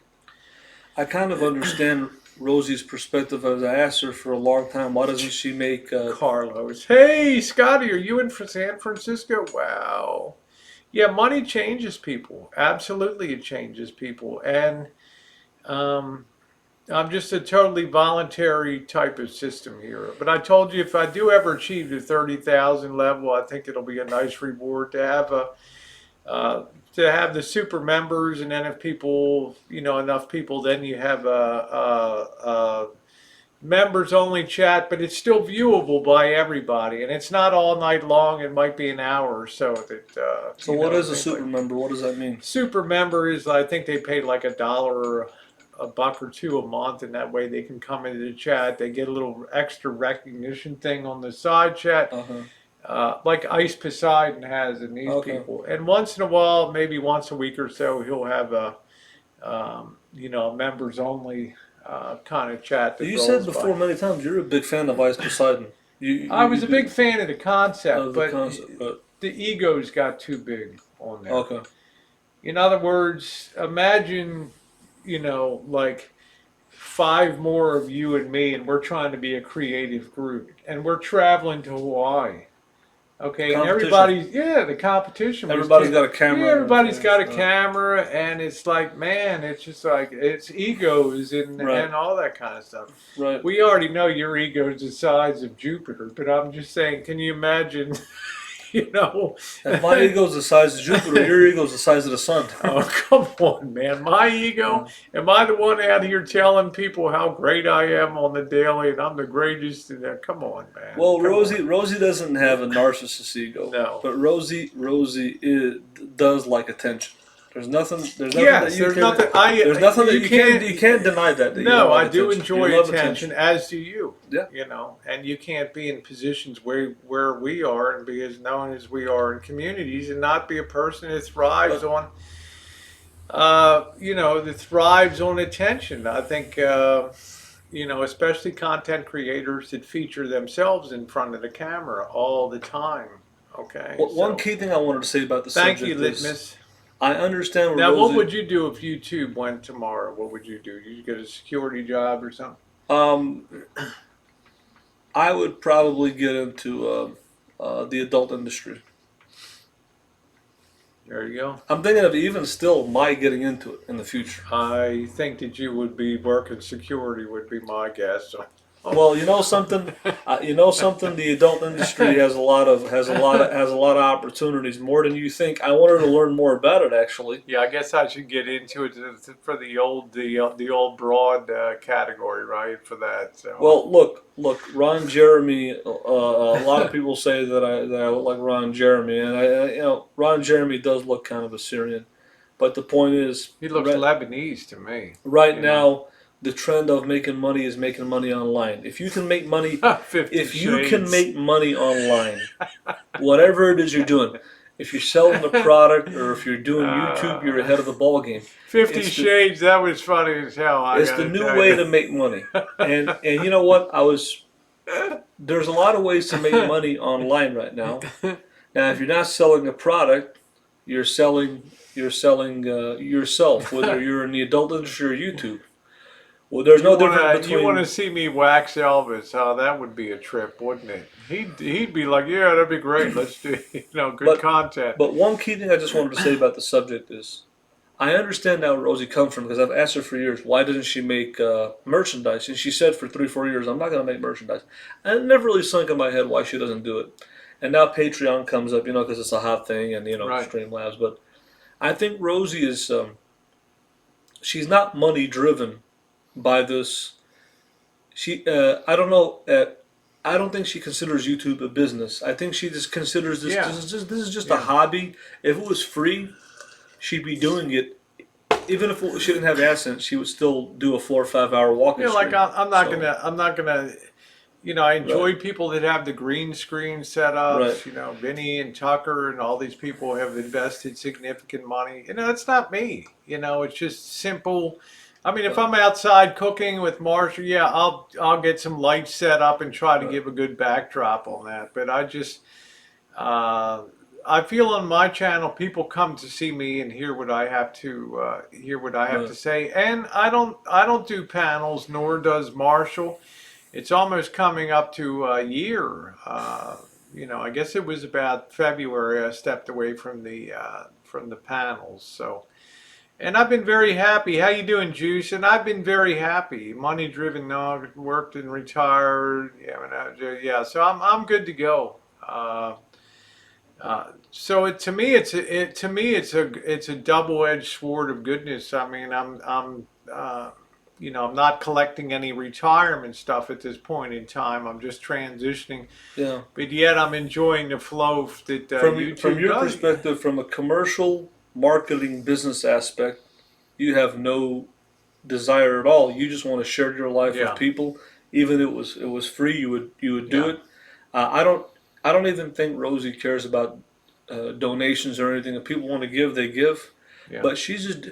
Uh, I consider this for Rosie. If like I see where she's coming from. I think she thinks it's a hobby that she's video sharing her life Thank you, on YouTube Judge Stu. for fun. I Yeah. don't think she considers it a business or that she has to market herself or have commercial items or I don't. To her, it's kind of like a hobby. Well, I'm not saying I won't ever. Hey, Chris, how you doing? I'm not saying I would never make merch, Right. but I don't feel like it's the time for me. Right. Marshall's already discovered I'm a very serial thinker. I can't Right. parallel. I have no ability to parallel, do things in parallel with each other in Right. life. And he's discovered that on the van. Rosie, we need to do something about this water leak in the back. And I'm like, no, Marshall, I can't even turn my attention to that. That's the way Right. I am in life. Things have to flow. I'm not a parallel. I'm a one thing after another. I Right. can bring a great deal of attention and skill on one thing at a time, but if I try to do multiple things, then how you doing, Dab? Then the wheels fall off the cart with that. Right. That's nice, Juice. Cares about taking care of mods. I do try to take care of my mods, absolutely. Um, no, he does a good job. Like I said, we've gotten along. Don't you think having the extra building here is a real benefit when you have a guest here? Oh yeah, because Because you're not in Missy Jen's way, and right, exactly. It's a guest house, and when you have somebody here at the Rancho, it gives people their own privacy and space. Because Missy well, it Jen is gives Missy here. Jen her privacy and space Exactly. too. She's got Georgie here, and Rosie is she's out and about. She's barely in here. She's always out there doing something. If she's not shooting, she's doing something outside. We ain't watching TV, brother. People need their own space. It's very important to have your own space. And but I think Well, there's 50 Shade. Would Elvis have a problem with merch because of copyright? I don't think so, because there's people in life that are named Elvis, and Elvis Presley estate can't really have any control over that name. And if Marshall was called Elvis Presley Travels, then it would be a different story. But it's Elvis Travels, and I don't think that they can do that. I don't know, Litmus. Yeah, the Love Dolls. That's right, Mark Handler. The anatomically correct Rosie Love Doll, right? I think the Chris Diamond Travels has some merchandise and Oh, people. that's good. Yeah, Allie Pally, you're a multitasker. I'm not. I'm not. Sorry, Marshall. Go ahead. Yeah, Chris Diamond Travels had some merchandise that he tried to sell on YouTube, and people weren't interested and didn't buy it. To me, I think YouTube has been an experimental thing. I didn't know what was going to happen when I started it, but now that I've been doing it for 5 years, I know what to expect because I've been doing it for almost 5 years. And when I mention merchandise, I think it's an experimental thing. You don't know really how much you would sell. Look, or who wants it. I would probably sell a lot of gear. No, that's Right. not the issue. Right. Look around in life, man, Marshall. I'm not a person that cares about the vehicle I drive. Right. I'm not a person that's a clothes horse per se in fashion. My passions are few and simple. My house isn't overloaded with a lot of stuff. Very simple. I get my joy out of people and social interaction. That is Right. my that's my thing on there. So if you know nothing else about me, you know that I'm not money driven in the sense of luxury purses or fancy makeups or anything. I don't care about when that. you come to the Rancho, it's a simple looking place. Yeah, Rosie did splurge on the stove. It's a high end stove. She's got a nice kitchen. Her stove, her dishwasher, her refrigerator are above average nice, and the wall of sound. It's something that most people don't have. But for the most part, the rest of the Rancho, it's a very simple, just a very simple place. There's nothing. It's nice, but there's nothing fancy about it. I like to have things that hold value. Right. In other words, this is an original piece of art. That's from the 1870s from a very renowned Maria Giancani in Italy. The Road to Sorrento back there. Right. That was bought at auction. You know. Right. I try to think about things that are going to retain value when I buy them. And I don't, I mean, look at this. This is all things that people have sent me over the years from YouTube back on that mantle there. It's amazing. Yeah. Stuff from R.V. Deb, Joseph Kane, Mark Handler, so many people. Patricia Wakefield sent me copper gloves. I mean, I'm so blessed with the friends that I have. Right. We'll go out fishing in spring, Tim. Will be the next one. So I don't know if you guys know this. I wanted to say this to Rosie. There's a new thing that the Godfather Jory told me about Facebook dating. And I wanted to tell you I had my first experience on there today. It was kind of funny. There's a new feature on Facebook. If you go to your settings, there's a heart, and you can put up your picture and all about yourself in profile. And if you see somebody you like, you click the heart. Now, there is no transgender section. So it's man, woman. Or beast. Yeah. But the thing is, the transgender girls are under the girls. But anyways, I was messaging. So if I send you a heart, right? And you Good night, Deb. Take care. I think you can send somebody a message, but if I send you a heart and you send me back a heart, then we can go into a private room and talk one-on-one. Okay. Kind of like Tinder. Anyways, I hit up Coach 9500 coming at you. What's up, Gerald? So I hit up a bunch of people, right? And there was this black BBW in Fairfield where Janet lives, and so I hit her up with a heart, and then she hit me back. You know what the first message she sent me? Remember, I run a clean channel here. No, she said, I'm looking for a boyfriend, right? And all of a sudden... With money. No, but all of a sudden, she's around my age, and in 1 minute, she calls me. Now, you usually don't get this from girls on a dating site. They're flaky and shady. Did you show her the state of your home right now? No. So anyways, she calls me, and I asked her, I said, how many kids do you have? Hey, Scottish, how you doing? I know, I hear you 50 Shades. And she says, I've got 2 kids. Good night, Scott. And she says, I've got 2 kids, two sons. I said, there we go. So she, and the baby's daddy, which was an African-American man, she's African-American, he's out of their lives. And she said that she was looking for somebody to be a father figure to her kids and everything. She said she didn't have a car. I asked her, and but she's born and raised in this area. Oh shit! You'd be a perfect father figure for those kids. Can you imagine? But I knew that there was something wrong with this girl, so I was asking her these certain questions. No comment. I asked her, "What's your zodiac sign?" And she didn't even know what zodiac sign meant.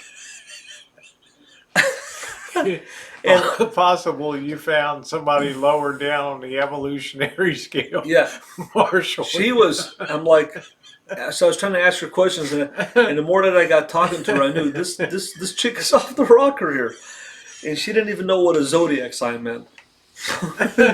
So that was, but it was cool. She called me, and she said she wanted. She just kept on telling me, "I want a boyfriend. I want a boyfriend." And now we know the missing link, But there's a new feature. So if you guys go on Facebook, if you have a Facebook account, go on there and check it out. And there's a bunch of people on there. A lot of people. I mean, so it's a new thing going on. Yeah. That Facebook came out with. So pretty cool, actually. Meeting ladies on here would be that's my bailiwick on there. Yeah. 8675309. Yeah, you'd be a perfect father figure, Marshall. You could explain the zodiac to him. You could. First thing you do is buy her a couple Assyrian winged bulls for the front. Hey, where are the winged bulls for you? We're going to put in the front of the house. You know what? You're afraid they'd be stolen. I think it would be pretty cool if Rosie did that. So, but. Yeah, did you let her see your home out there? This is broadcasting from my home. Well, she has her own place, so all she needs is a man in her life. But I could tell the chick was off the rocker. She was. Gerald wants to know, Marshall, if something happened to your van, would you consider buying a minivan and living in that? Well, that is the most. That's what people are doing all over YouTube. That's the most affordable van is a minivan. Uh, that's what most people are doing. That would be yes, the He's number already one thing. talked about having a Yeah. smaller travel van for just because gas consumption. If I put the Lisa Marie in a spot at an RV park, a minivan would be perfect because Mouse toes. a minivan, like say if I lived here in Santa Rosa, say if I paid for an RV park, right, put the Lisa Marie in an RV park, I would. It'd be nice to have a minivan to take a trip to Tijuana Yeah. or Vegas because it's so good on gas mileage. Gas is so high now, and having a small fuel efficient vehicle is key. Yeah, Mouse Toes had a suggestion. Maybe put a link to one of your State of the Steering Wheel addresses on your Facebook heart thing. Well, you know something? Ladies and gentlemen, once again. I don't think that online is a good way of meeting women. I think, it's not a good way. That was my greatest contribution You know. to Boyd Speak was the State of the Steering Wheel. But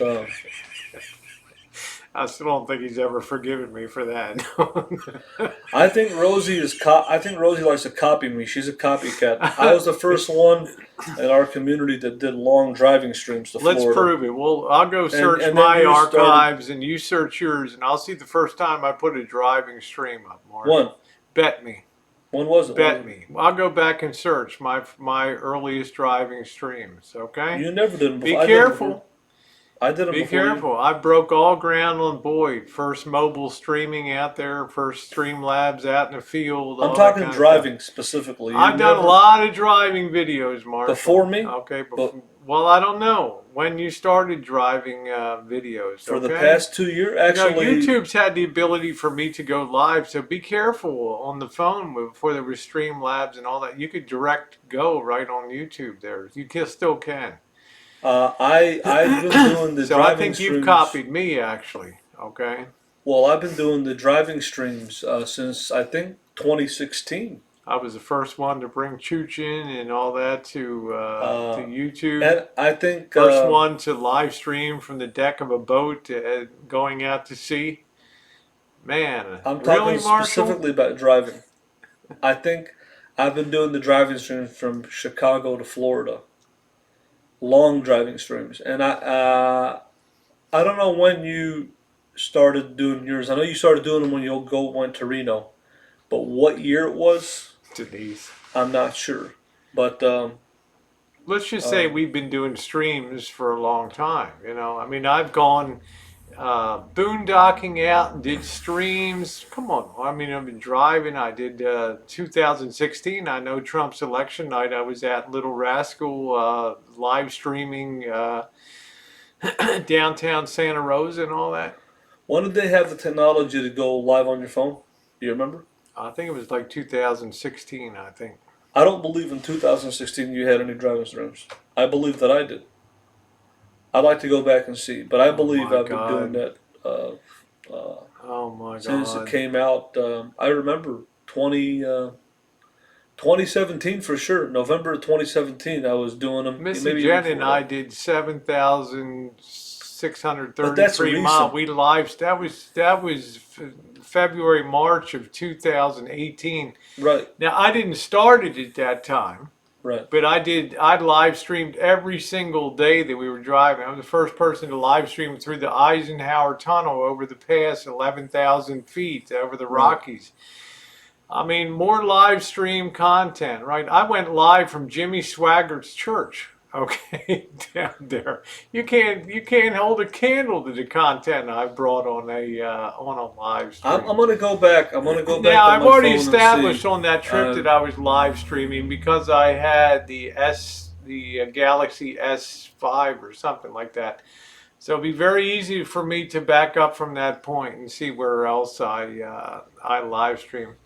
How did you come up with your van's name, the Little Rascal? Well, somebody told me that somebody said, Rosie, you're like really a rascal here on YouTube. You're a rascally kind of weird weird gendered kind of thing. So you're just a rascal, and I like that little rascal. And I always thought that I would fit in with our gang with Spanky and Alfalfa and all them.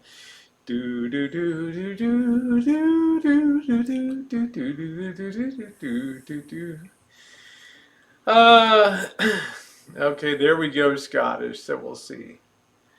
Oh, Coachism says your Swagger church stream was one of my first times watching you. That's cool. Okay. I think a lot of people that are watching, like Coachism's, he's one of them. He used to be a big supporter of mine around November 2017 when Dave came on the scene. But I believe I was doing live streaming even before that, even in 2016. I'm talking specifically about the driving streams. Jimmy Swagger looked at me kind of funny. He looked at me like he was horny. I said, "Brother Jimmy, can I get a picture with you?" He said, "Come on over here, darling. Stand next to me."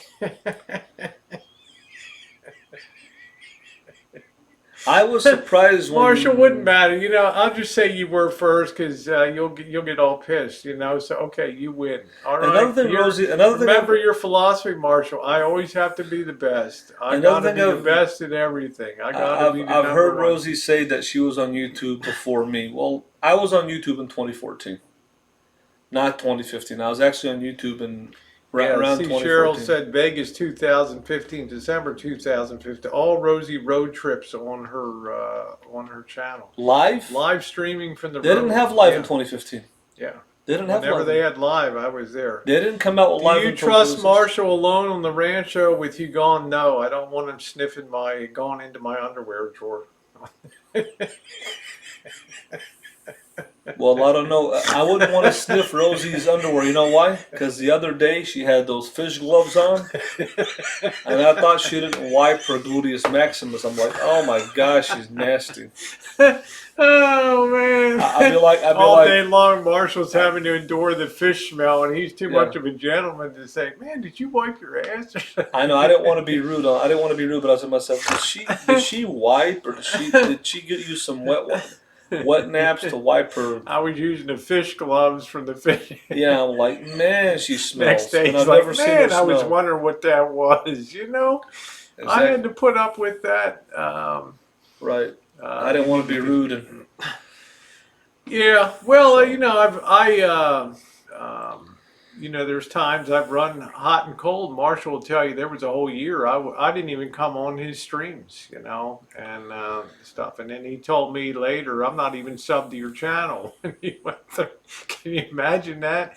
After Elvis's Redemption Road, Chicago 2015, all the Vegas trips, how could you possibly hit the unsub button on the Rosie girl? Oh man.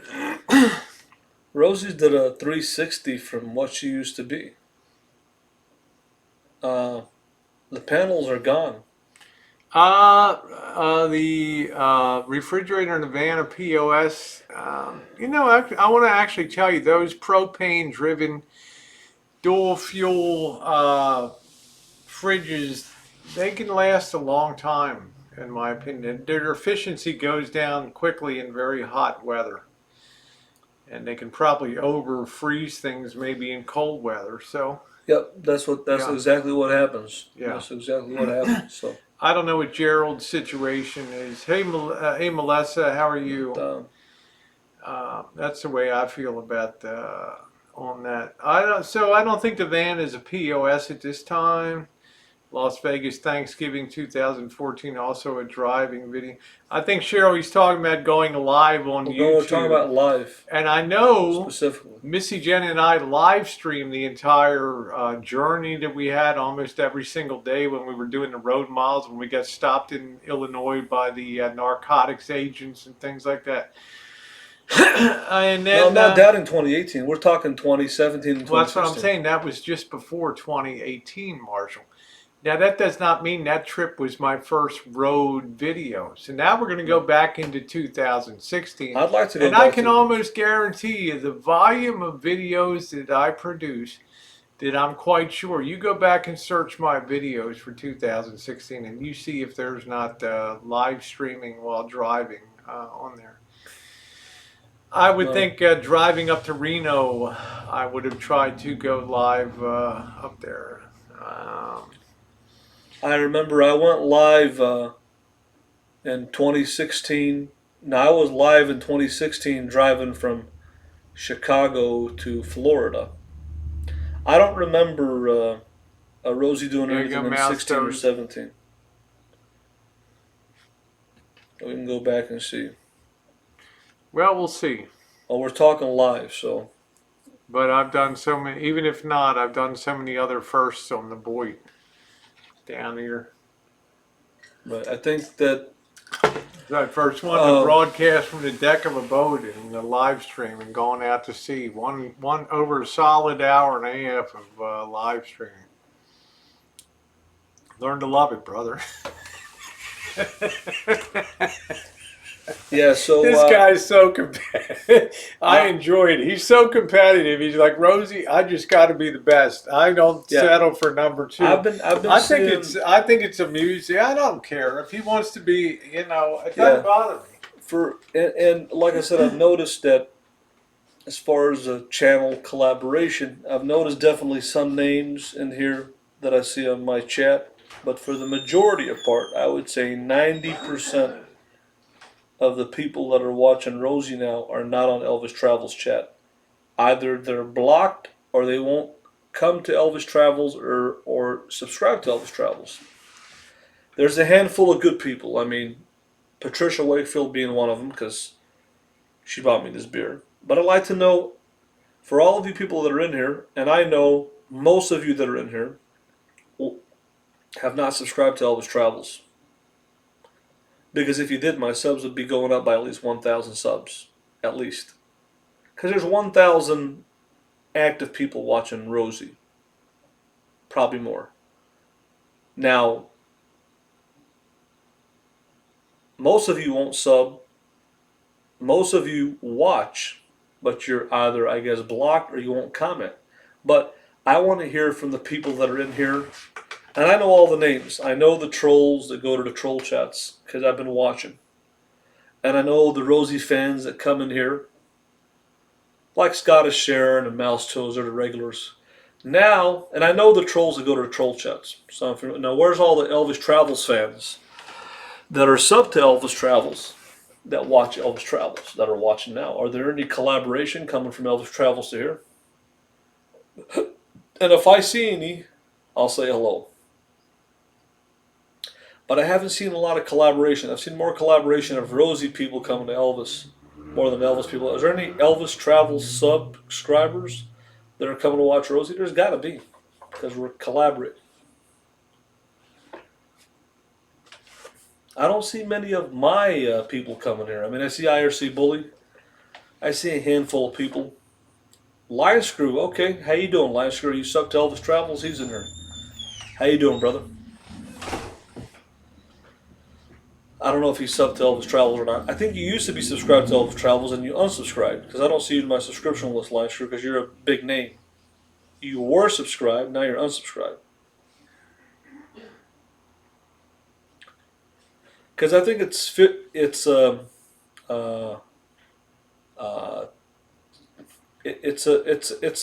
like a combination. You have about 70. I'm only getting a small amount. In other words, I'm getting maybe 10% of Rosie's subscribers that are subscribed to Elvis Travels or watching Elvis Travels, and the other 90%, you can say 45 and 45. 45% are trolls and 45% are steadfast Rosie supporters.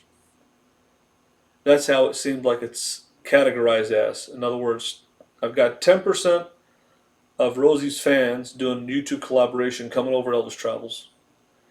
And then the other 90%, you can say 45 and 45. 45% are trolls that she just lets in here, and 45% are her steadfast, her all-star moderator crew and the Mark handlers, and the Mouse Toes, the regulars and stuff. Lavender Flower. That's the way that I've seen it, because it's kind of unusual. And that's what I've noticed. There are some people that are coming over, like Patricia Wakefield, one of them, Deborah, But now I've kind of seen how it's all categorized. It's pretty evident what I see of the collaboration. So I don't see a lot of Elvis Travels fans coming over to Rosie's as much as the Rosie's fans coming over to Elvis Travels. So I might see James Dean, IRC Bully here and there, but that's what I've noticed the landscape is. So I would say out of a YouTube channel collaboration, say if Rosie's got, she says she has 23,000 subscribers. Are they really active in there? I don't know because YouTube's going to start cleaning out spam accounts and bot accounts and all that. It would be nice, I think, if YouTube, if somebody didn't watch a channel in 1 month, to delete that subscriber, and it would make a more of a real subscriber count. And I think people's subscribers would go way down. So I think for every 20-day period, 28-day period, whoever's not subscribed to somebody's channel, they should lose that subscriber. Because that person is not actively watching the content. He's not an active participator in the content. Well, you're forgetting some people only show off when I do vintage audio uploads. Some people Right. only show off for metal detecting. But my Some people only watch restaurant reviews. yeah, I'm just saying that my picture is this: 10% of Rosie's people are coming to Elvis Travels, and the 90%, the rest of the 90% is 45% of them are Rosie's steadfast fans, like Mouseto. She's always here every night. Nicole G and Scottish, and then you have the other 45% are trolls. Lions soon only 10,000 subscriber channels will be monetized. No, that's not true, Lionsroom. That's not correct. People have been saying that for years, months. Hey Kelly, how you doing, honey? Nice to see you. There's nothing in the YouTube literature that says that. The only thing that says that you have to have 4,000 watch hours and 1,000 subs to be monetized. There's no such thing that you got to have 10,000 subs. I'll just have like a salad and some ramen noodle, Patricia. That's my standard kind of dinner.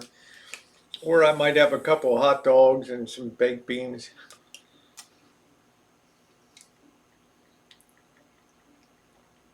I don't know. A lot of people were very up in the air about things. So, well, it's. I think that. Bundy said 90% of your subs are abandoned troll accounts. Well, the thing is that people say that all the time. Most of the trolls that come in don't even have accounts. It says this account no longer exists. When they say that, and I've heard that for years, that most of my trolls most of my subscribers are abandoned troll accounts. If that was the case, if you click on a person's channel, if it says this channel no longer exists, they're not going to be included in the subscriber count. Most of these trolls that are making accounts, they don't even have. You can't even report their channel. It says channel no longer exists or channel deleted. So, for people to say that they're abandoned troll accounts, there's nothing that's just your opinion. It's not based on fact. Now, can a person see a person's subscribers publicly if it's open or not? Or they can't? You mean, can you see who's subscribed? Yeah, can I see who's subscribed to you? No, because I keep my I'm not sure. Like okay. I'm not. You do have the ability to hide who you do have the ability to hide. Yeah. Okay, I don't know. I think mine's is public, or I'm not sure if it's public or not public. I didn't want Lion Screw to look down my list and see that I wasn't subbed to him. Just yeah, joking. we all have abandoned troll accounts. Yeah, but to say that a 7,300, that most of them are abandoned troll accounts, that's not true. You know why? There's a lot of troll channels out there that are attacking me, and most of them have 600 to 1,000 subscribers. So that means if there's a person that's been attacking you 4 or 5 months in a row, if all they can muster up is No, 800 or 1,000 subs, that means there's 1,000 active trolls trolling Elvis Travels. Yeah, Because that person has, no, that's what I'm thinking. That person has about 1,000 people following them. They don't have 5,000 or Pretty Mama, you're 6,000. not a troll. You're a super troll. I'm just saying. That's how I gauge trolls. You're like Janet Fields, a super troll. For example, this one person trolling me that's been trolling me for almost a half a year, going about a half a year now. They've mustered up about 1,000 people to follow them. About 1,000. It's about 1,000. So that means there's 1,000 active trolls that are trolling Elvis Travels. 1,000 right now, today. That's a fact. So maybe 1,000 out of the 7,300 you could say are abandoned troll accounts. And then when you account for people like Martinez, who's got 500 accounts. Let me do a public service now. Whiskey OG said he's doing his giveaway in 20 minutes. Can you tell everyone? Thanks, Rosie. All right, you heard it. So in 20 minutes, Whiskey OG over on his channel will be doing a giveaway. Oh, he said he has a shirt for me. Wow. How awesome. Why haven't you done merch yet, Marshall? Well, it's all about figuring out how to make it economically. It's kind of people make bumper stickers and here and there. Hi, Lisa. How you doing, beautiful? It's all about having. Say hi to Lisa. Who's that? Lisa. Oh, Lisa. How you doing, Lisa? Nice to see you. So yeah, I think that how do you gauge trolls? You gauge them by a person that's trolling you, what their subscription base is. So if a person can get 6, 7, 800 subscribers in 2 weeks, that means there's this amount of people that's trolling you. If you have a troll that's trolling you, not 7,300 or not 3,500 or 2,500. That's the way that I gauge the numbers. I gauge the numbers in the last 28 days. That's how you get paid on YouTube. It's every 28 days. It's what matters in 28 days. You know what I'm saying? Raising time. I think if they got rid of all the abandoned troll accounts and all the people that have stopped watching us in the past 28 days, we wouldn't have that many subscribers. It might be at most a couple thousand.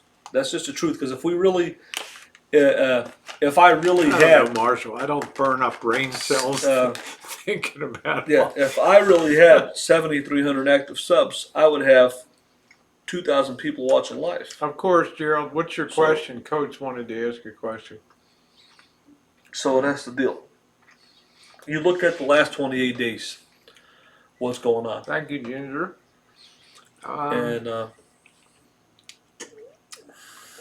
Yeah, I don't know Murphy's Law. You know, I mean, that's not true. Those are people who are buying subs. There's no way. I don't really expend much brain energy on this stuff.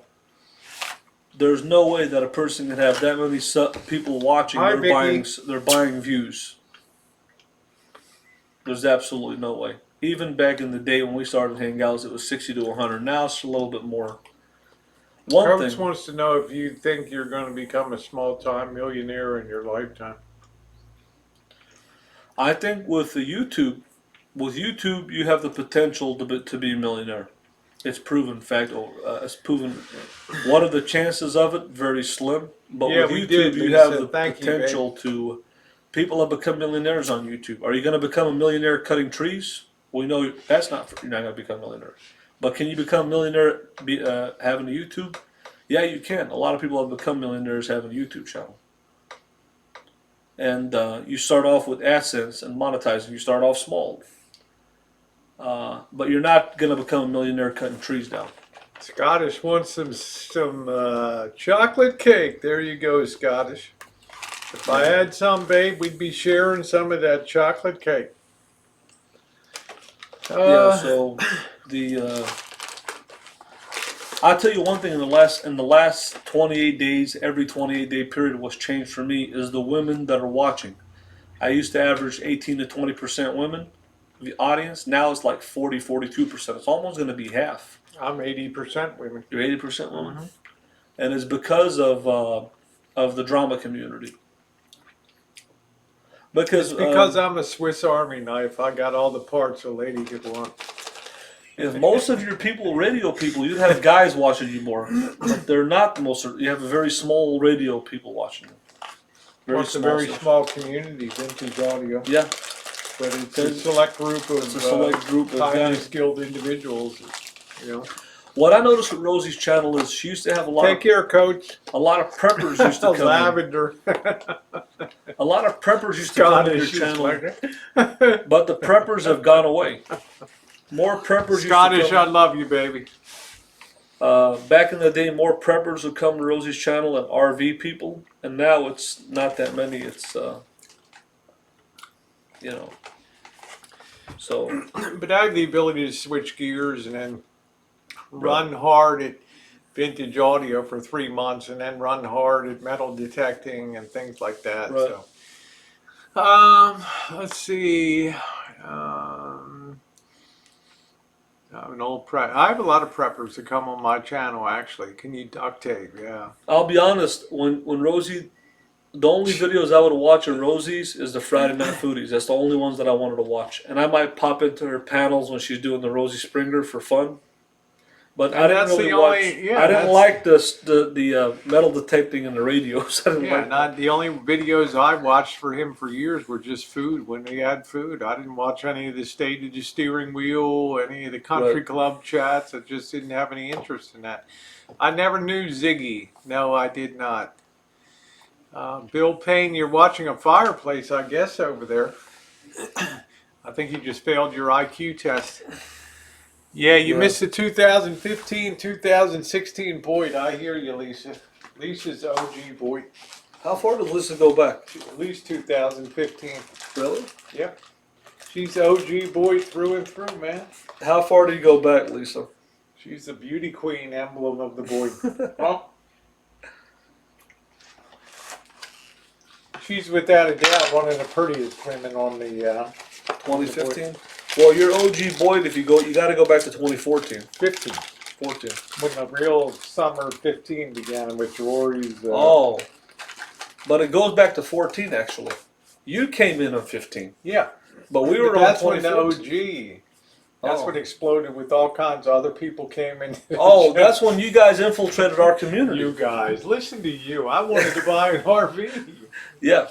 But the original before bottom of YouTube, it was RV Hangouts. It was 2014. Marshall's like, who is this person? Yeah, Rosie was like she was like an intruder. I was the leading edge of trouble coming in. Exactly. The one that brought a lot of trolls was Jimmy Rents. He brought in a lot of trolls from the prepper community. They were really bad. They were the worst. The trolls were from the prepper community. That's how Boris came in, and a lot of the prepper guys, the gun guys, the hoppers, and all that. They all came from prepper. The preppers were the worst. Trolls were the prepper community. That's what really started. Everything started going downhill because the preppers were attacking RVers and about us making money on YouTube and all this. That was the worst of it. That was the worst. Trolls were from the prepper community. They were even worse than the bottom of YouTube community. They were the worst of the worst. That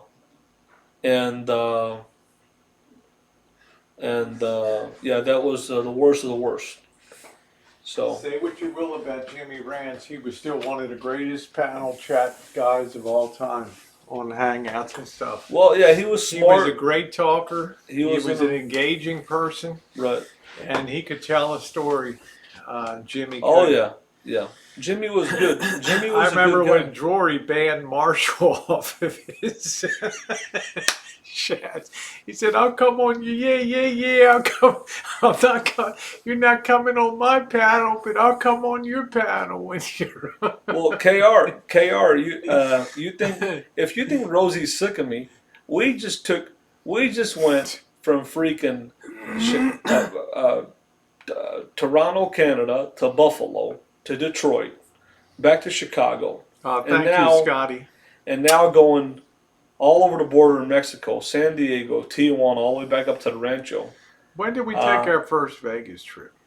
Oh yeah, and plus 20 what was 14, it 20, 2015, I think. 2015 Rosie came to Chicago. Yeah. 2016 was it 20?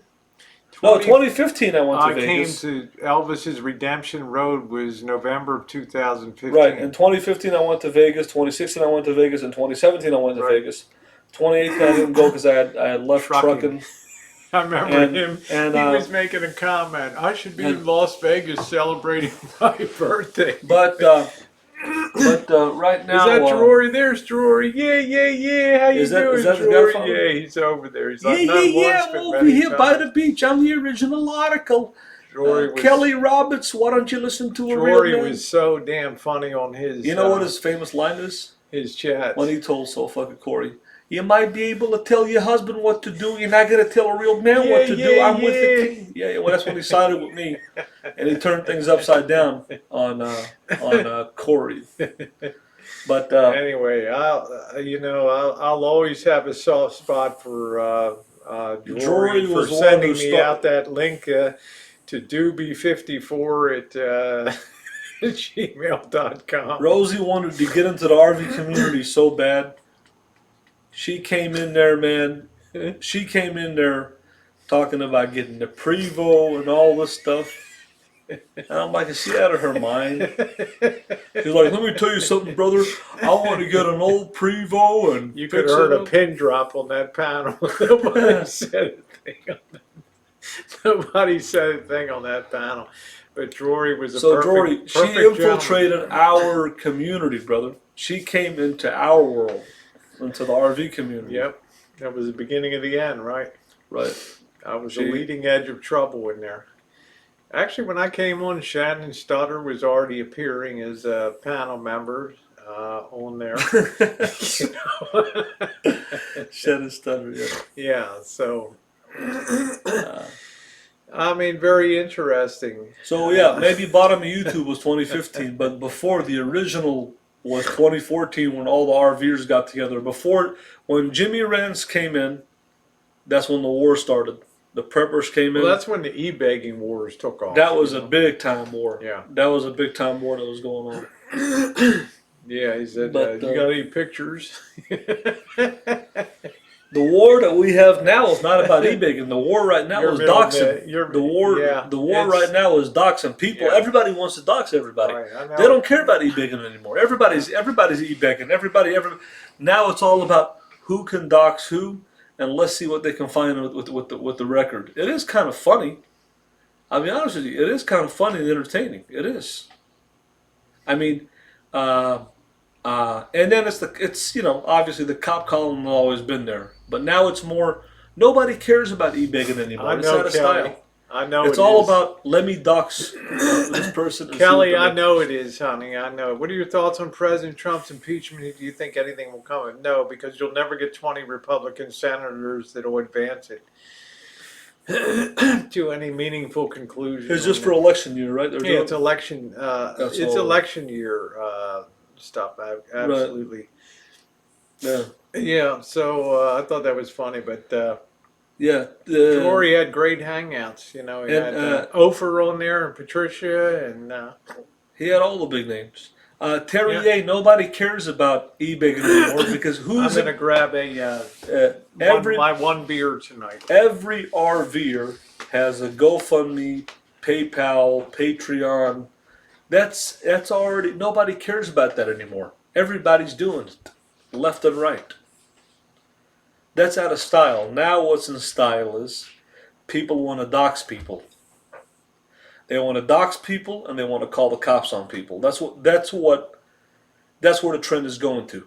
And people started to give money on GoFundMe. That was the hot thing in 2014, 2015.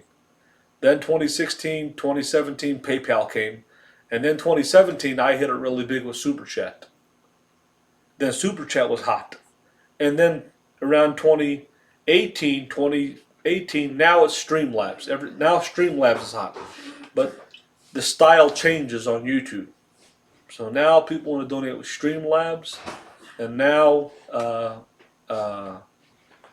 It's all about doxing people and calling the cops on people. That's what people want to do. They don't care about e-begging anymore. They don't even talk about it because everybody's doing it now. Everybody's got a money link. All right.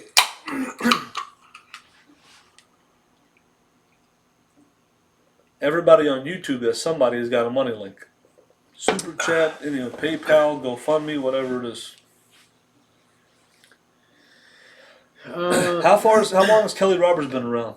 Years. How many years? I've known Kelly for years on Really? YouTube. Yep. And she was on Facebook when I used to have Facebook. Yep. I've always gotten along great with her. All these people are new. Most of these people are new.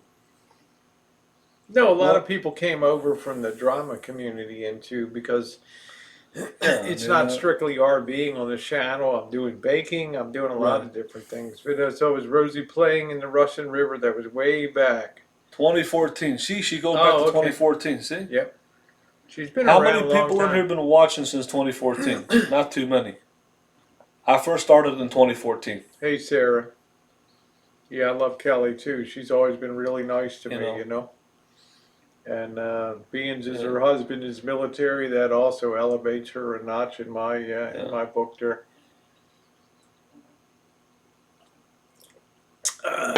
Lithmus says, I'm not new. I changed my name to protect my innocence. Yeah, Mouse Toes has been around for years. I don't remember her. I don't ever remember Mouse Toes. When? Yeah, not in the Boyd, but in the other prepper community chats and things like that. I never remember. Big time. Yep. I know Nicole G. She's been around. Yep. Since the beginning. I mean, since probably 2014. Do you think Trump wins in 2020? Well, let me put it to you this way. Hillary Clinton won 3 million more popular votes than Trump won in the last election. And Trump won 3 states by a combined total of 80,000 votes. That's a big stadium, okay? So you tell me which way things will swing now, as far as very slim margin, Rosie says. Yeah, it was really hanging in the balance. So my guess is depends on who's running on the Democrat side. Because remember, I didn't vote for. A lot of people voted for Trump because they didn't like Hillary. You think Biden could win? If Biden runs against him, could he win? He's not. Biden just doesn't fire people up. You know, No. it's like he's like vanilla in. Who do they got to beat him? Who do they got to beat Trump? Who could beat him? Too cautious. It's hard to say. You got to let it shake out a little bit. So. Yeah. Nobody Good night, knows. Kelly. I don't know who could beat Trump. Thanks for stopping by. Yep, that's why the Electoral College is set up the way it is. That's exactly correct, right? So, I don't think anybody can beat Trump. I don't think there's anybody on the Democratic side sticks out. Trump might beat himself. That's the problem, you know.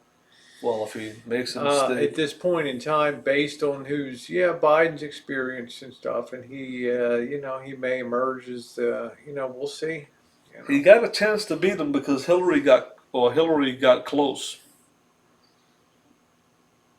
So Biden has a chance to beat him if people are sick of him. Biden is perceived as a more moderate sort of Democrat anyway. What do you think about Elizabeth Warren? I hate to say it.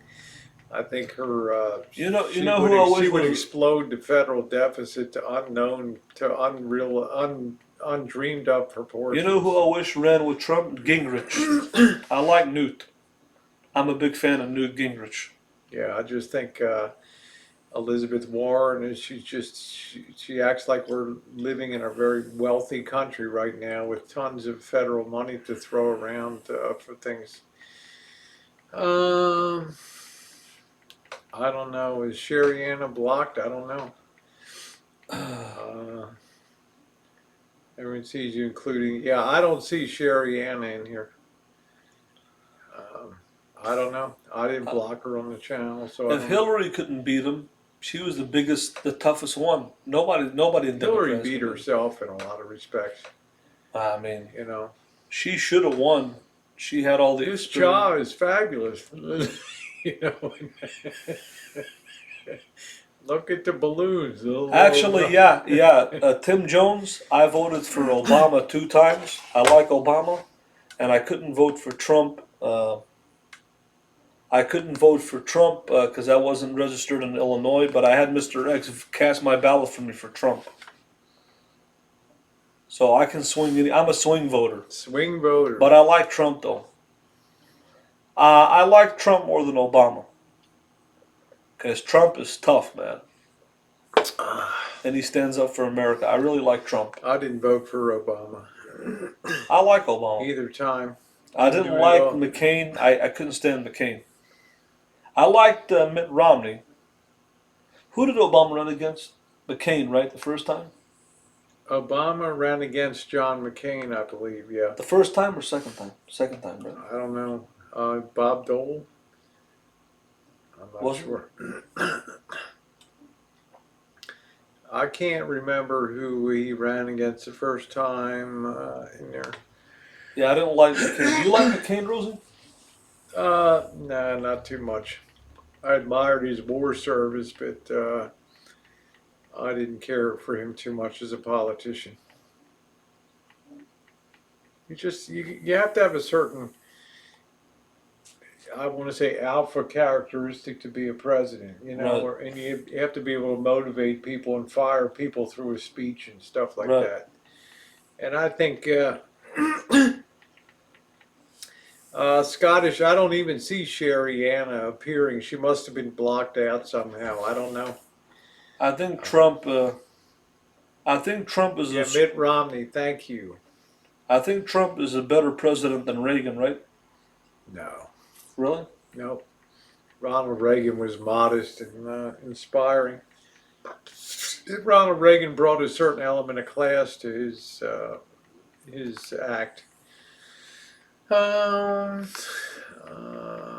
You don't have to, Hillary, just chill out, relax, and just watch, and you know, things will become apparent over time.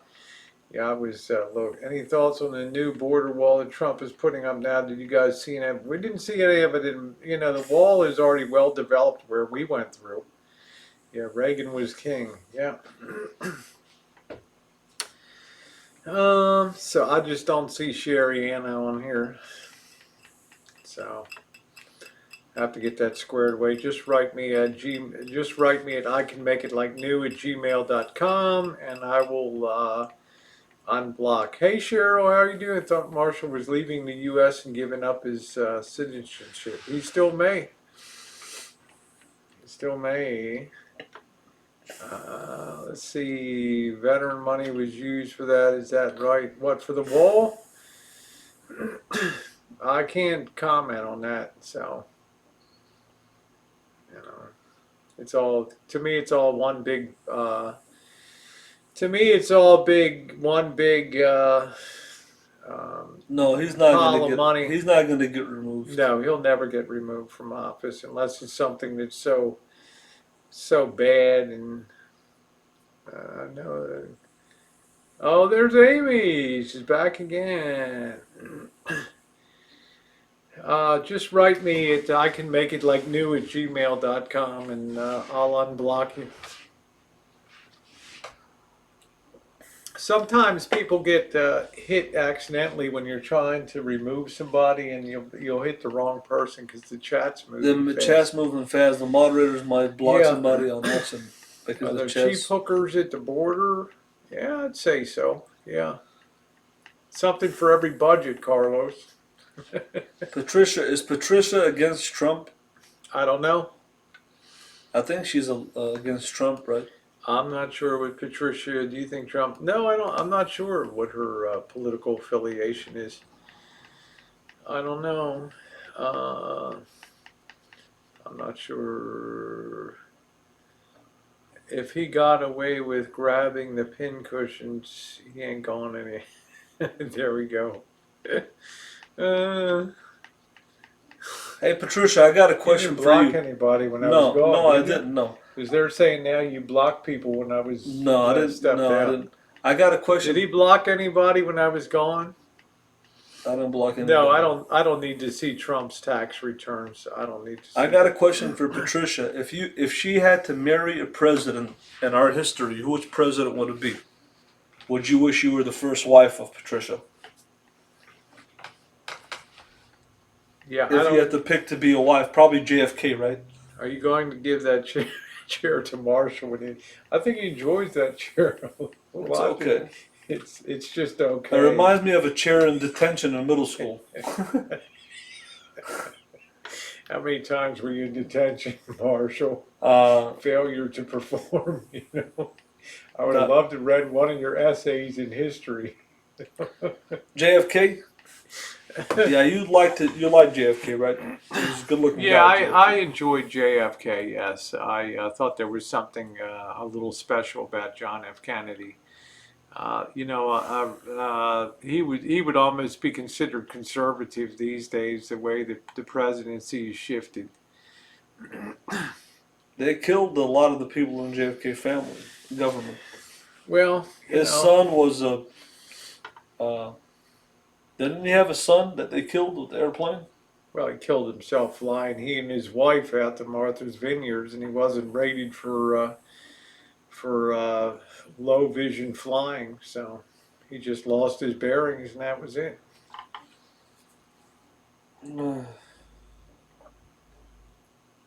How you doing, Pam? Yeah, Tim says Marshall's sending prayers for your mom, and hope she's doing well, and you get to see her in 2020. There you go. Thank you, Tim Jones. Thank you. Yeah, there was a lot of tragedy in that. Yeah, there was another. I think another couple was on board too. But Rosie, who was the prettiest first lady of all time? Do you know? They say that Trump's wife is the prettiest, right?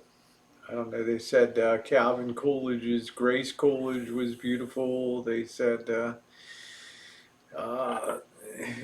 else? I mean, it really ran the gambit. Who else was? I think they thought Dolly Madison was very attractive in her time. Jackie Kennedy was very attractive. She had more of a continental elegance to her, I think, than Trump's wife does. Don't they have a thing? Didn't they have presidents to serve 3 terms, Rosie? Some of them they got away with serving 3 terms. Well, Roosevelt was elected 4 times. How is that possible? And as soon as the Republicans gained control of the House and Senate again, they promptly introduced legislation For to 8 limit years? a presidential term to two terms. Two 4-year Yeah. terms. Oh. Yeah. So Roosevelt was popular. Very popular. Well, you figure he was a president that led the country through depression and war. Right. Yeah. I mean, people felt They liked him. loved him. Yeah. Loved Yeah. him. I'm more of a libertarian, Patricia Wakefield. Barbara Bush was a proud Texan. Yeah, Jackie O and Mrs. Trump are very proud. Yeah, I remember as being a kid, this is how old I am, and watching on black and white TV as Jackie O gave a tour of the remodeled White House. And over here we have a chair that was President James Madison's chair. And we've taken such good care of it, and now elegantly appointed the colors of the room. I still remember that. Rosie, can a person do a paid White House tour? Do you know, Marshall? Yeah. Up until the time of Franklin Roosevelt, Yeah. and the Great Depression was really closing in the walls of Herbert Hoover. Right. Do you know, like, I think it was every Saturday and Sunday, or it was one Saturday or Sunday a month. Yeah. You could actually line up at the White House and go through and shake the president's hand, Herbert Hoover. And they had this tradition for years, and he would end up shaking, thousands and thousands of hands a day. Oh. Now imagine that, being able to wait in line, go in and shake the president's hand. You could do that. Yeah. Up until about 1931, when the hatred for Hoover got so great that they were afraid to let that tradition continue. Wow. Yep. America was a different It was America. a different America then. Yeah, the White House was open, and you could go right in and line up and meet the president. Go shake his hand, and thousands of people would. Man, unbelievable how the world's changed. Yeah. 100 years difference, man. I've never been on president. Well, actually, I have. I gambled in Trump casinos in Trump Plaza in Atlantic City, and yeah, I have been in his properties. Mark Handler toured the White House. I've toured the White House. The world was different then. That's right. It was a more genial civil world. We're living in a very dangerous world now. I don't blame the government for a police state. We need it. We're living in a very dangerous world. We're just living in a very dangerous world now. You know, it's scary, man. You don't know when there's going to be a shooting. You go out to a shopping mall, Well, Walmart, that's anywhere. true. You don't know, School, man. you don't know if your kid's going to get home from school or not. Right. You know. A festival. I'm surprised a bus driver hasn't been commandeered, and they did that one time years ago. I think it was in Pennsylvania or something like that. Some kook got on a bus and took it over. But I'm really surprised. I guess I'm not surprised. I mean, shootings don't even hardly make but a mention in the next day's paper. It's kind of sad. Lisa says, I just don't understand how the younger snowflakes will survive. The problem is we have a Federal Reserve that's so attenuated this recovery that there's people growing up that have no concept of what real hard times are in this country, and they're going to have a very rude awakening. Yeah. I'm about, Marshall and I boondocked where that shooting took place when we were in Santa Clarita. When we were making our way up to the Rancho, that shooting happened in the place that we boondocked overnight down there. Well, it was in the city. Well, I mean, they called it Santa Clarita. Yeah. Saugus High School or whatever down there. No, I cannot see. Do you see Sherry Ann? I don't see Sherry Ann. I don't see her, no. Nope. Marshall can confirm. I don't see Sherry Ann on here. All you have to do is just send me a Gmail. I can make it like new@gmail.com and I'll check it. So I don't know what's going on. I have no idea. So I'm in Santa Rosa Hill. I gotta say on the news, I used to watch Bill O'Reilly. He was kind of funny, but I started thinking. I came to the conclusion that my favorite newscaster is Sean Hannity by far, on TV. If I want to watch what's going on with the politics, I like Sean Hannity. Who likes Sean Hannity in here? I think he's a smart guy. I think he's sharp. I like him. He defends the Syrians a lot. He brings in a Syrian activist on there, Nahran and Weah. And I like Sean Hannity. I think he's my favorite. She's not blocked. We see her. Maybe she needs to go. I have no idea. I've never really had that happen, Lavender. I'm not sure. I think Lisa's a Republican. Oh, yeah. Yep. How tall is Lisa, Rosie? I would guess that she's I've never seen her. I mean, I've seen pictures of her before. I'm going to guess Lisa seems like she would be about 5'9", something like She's that. never been on camera, right? She looks like she would be tall and elegant. She's never cammed up at all, right? I've never seen her on camera. I'm not sure. She might have in off YouTube In private? chats and stuff. Yeah. So. I know she's got blonde hair. Yeah. Yeah, I would tell her don't ever cam up on on YouTube. Protect your privacy. She did once. So Lisa, I don't know if you know this, but we and Rosie were in San Diego, and I like El Cajon. That's where all my fellow Assyrians are at, and we had a fan named Pat. He, when we got off the road coming from Yuma, he tracked us down and came and said hello to us after we went to Boondock and El Cajon and Planet Fitness. And but anyways, I'm in love with Tijuana, so I'm moving to San Diego because of Tijuana. Good to see you. I'm going to be your neighbor in San Diego because I love Tijuana, so I can go to Tijuana. Yeah, well, it's, I talk to Lisa on the phone on occasion, so I'm looking forward to meeting her too down in Southern I California. love El Cajon. You know, she lives around there, I think, somewhere. I don't know where. I don't think she's in El Cajon, No, no, Lisa. she's in San I think Diego. she's more in maybe Mission Valley or something like that. I see her as kind of being situated close to Fashion Valley Mall.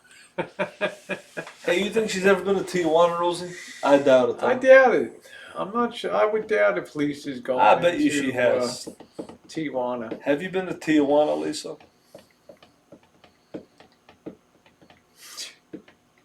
Hey, Johnny Watt is in Rosarito. Hmm. I love Tijuana. Johnny Watt has, what did he say? He's got some electrical work for me to do or something. Electrical work? To, yeah, he said, I got a job for you to do down here, some construction or something. Oh, When she you- did go down when she was in high school. high school? Okay. I love Tijuana, Lisa. I've been waiting all my life to go to Tijuana. Rosie, And, where did you come up with the names of your channels? My maternal grandmother's name, great grandmother was O'Kelly. And then I just picked other Irish names, Murphy and McNamara. I went when I was 16 and I bought alcohol. Go figure. Yeah, there we go.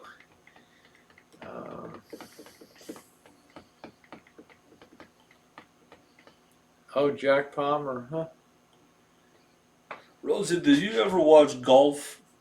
A little bit. A little bit. I was more into Jack Nicklaus era and Arnold Palmer and all that. How about tennis? You watch tennis? Or no? Not really. I never really had much Hey, interest in did tennis. you guys know Andre I just couldn't Agassi? sit there. Did you guys know Andre Agassi is Assyrian? He tries to deny it, but he's Why would he Assyrian. deny it? Why wouldn't he be proud of it? I don't know. He Whoa. denies it. His We dad got is a Assyrian. real Assyrian denier around here? Yeah. Wow. Andre Agassi's dad is Iranian Assyrian, and he denies that he's Assyrian. Wow. Yeah. I don't know if people knew this, but look it up. Wow. His dad was a boxer from Iran, and I think his mother could be Assyrian too. He was. How can you deny it then? I mean, what? I don't understand why. He is a denier, Wow. and Don't ask him if he watched WWE. We'll set Did him you off. know There's that- no TV or. did you know that Cheech and Chong, one of them is half Assyrian? I heard It about can't be Cheech. Maybe It can't Chong. be then. Cheech Marin. It's got to be Tommy Maybe Chong, whatever. Chong. Yeah. People say that Steven Seagal is Assyrian, but I'm not sure if it's true or not. I don't think it's true. Well, if you pull your hair back, you start to look like Steven Seagal. Oh, like in the. Yeah, into the ponytail. What's his famous line? There you go. Yeah, I'm gonna bust you. I'm gonna fuck you up. Yeah, I'm gonna bust you. I'm gonna fuck you up. No, I'll do my Joe Pesci. You think I'm funny? Huh? You think I'm funny? What are You you think talking about, huh? You think I'm funny, motherfucker?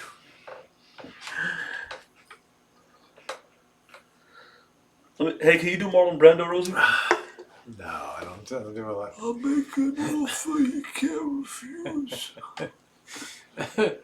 You know who his sister is?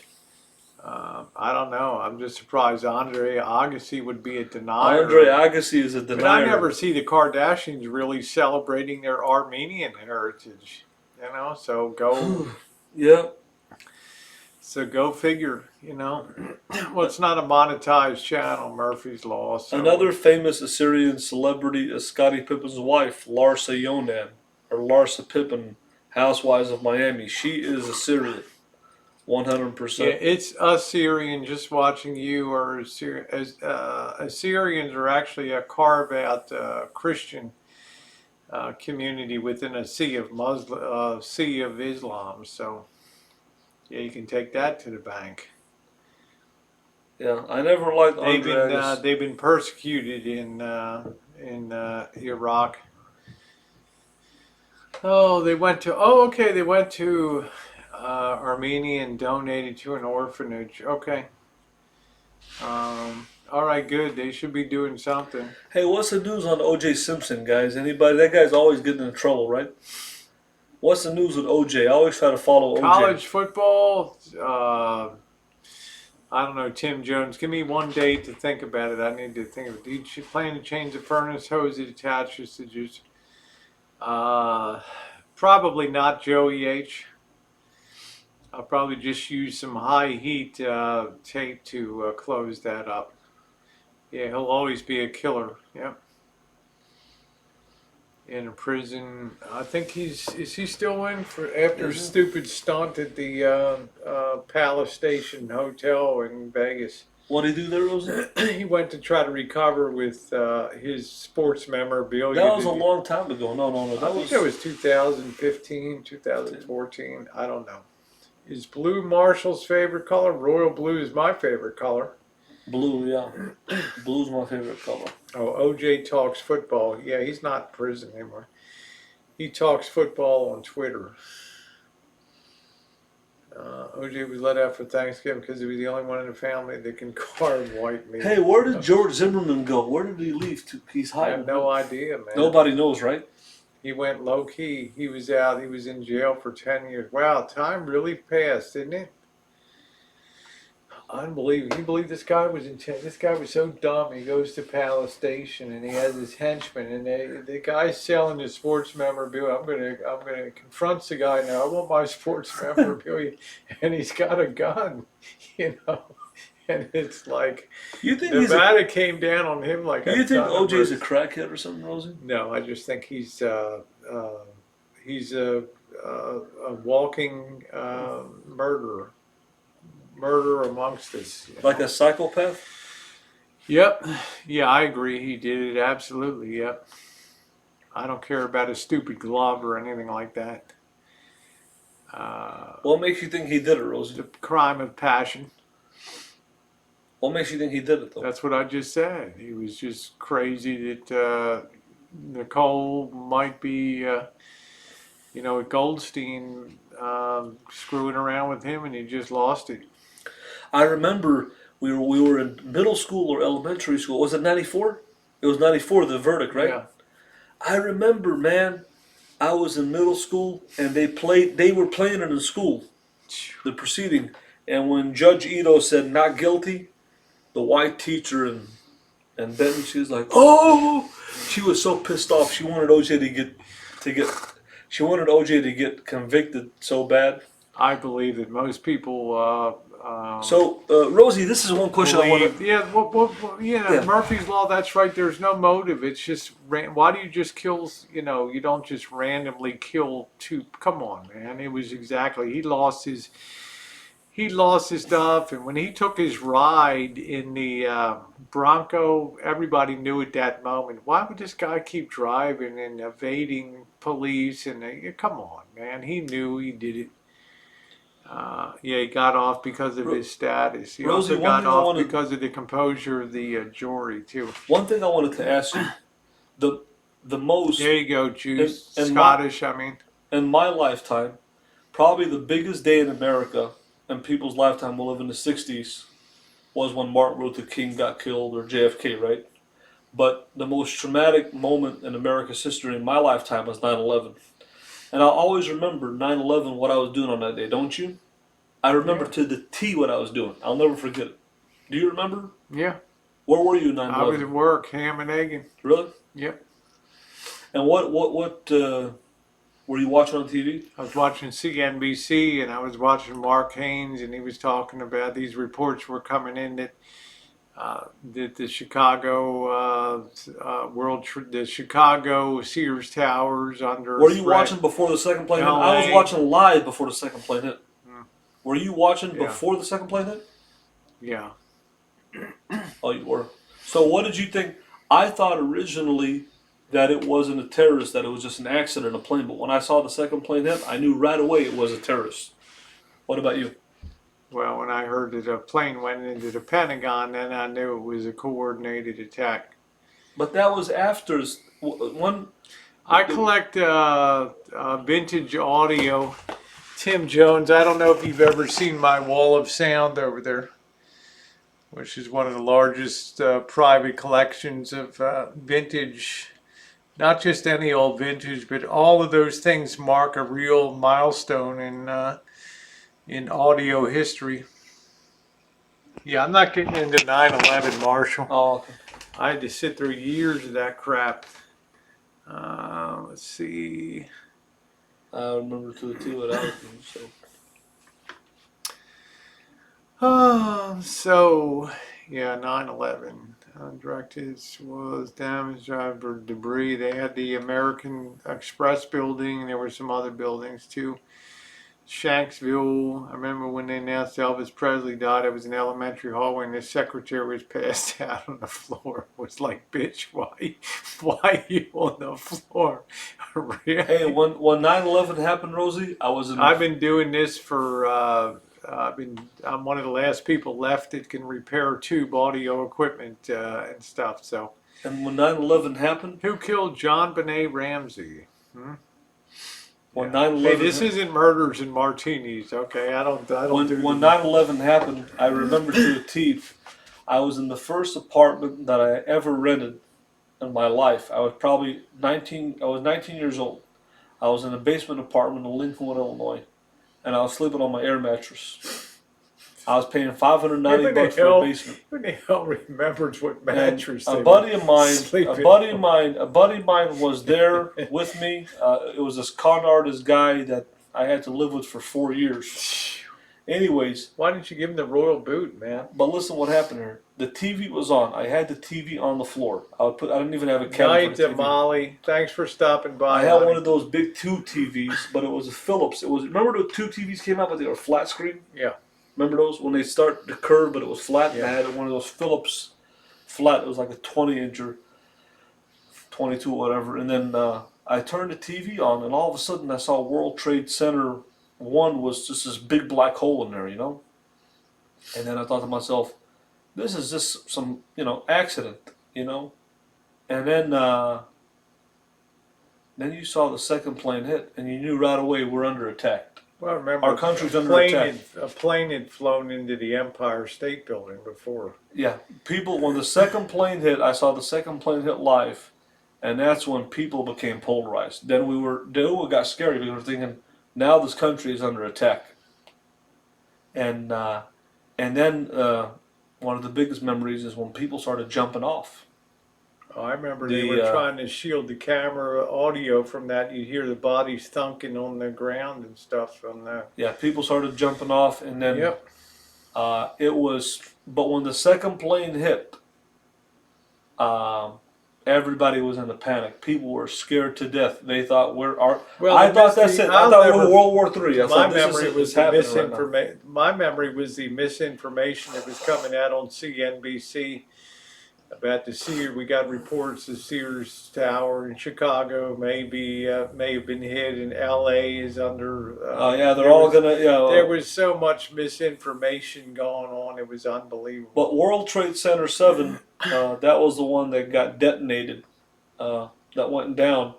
But what I'm saying is, the scariest moment when the second plane hit, I thought we were in World War III. I thought World War III was going on. Like you have one plane, but two. And I remember till the day Good night, Triana.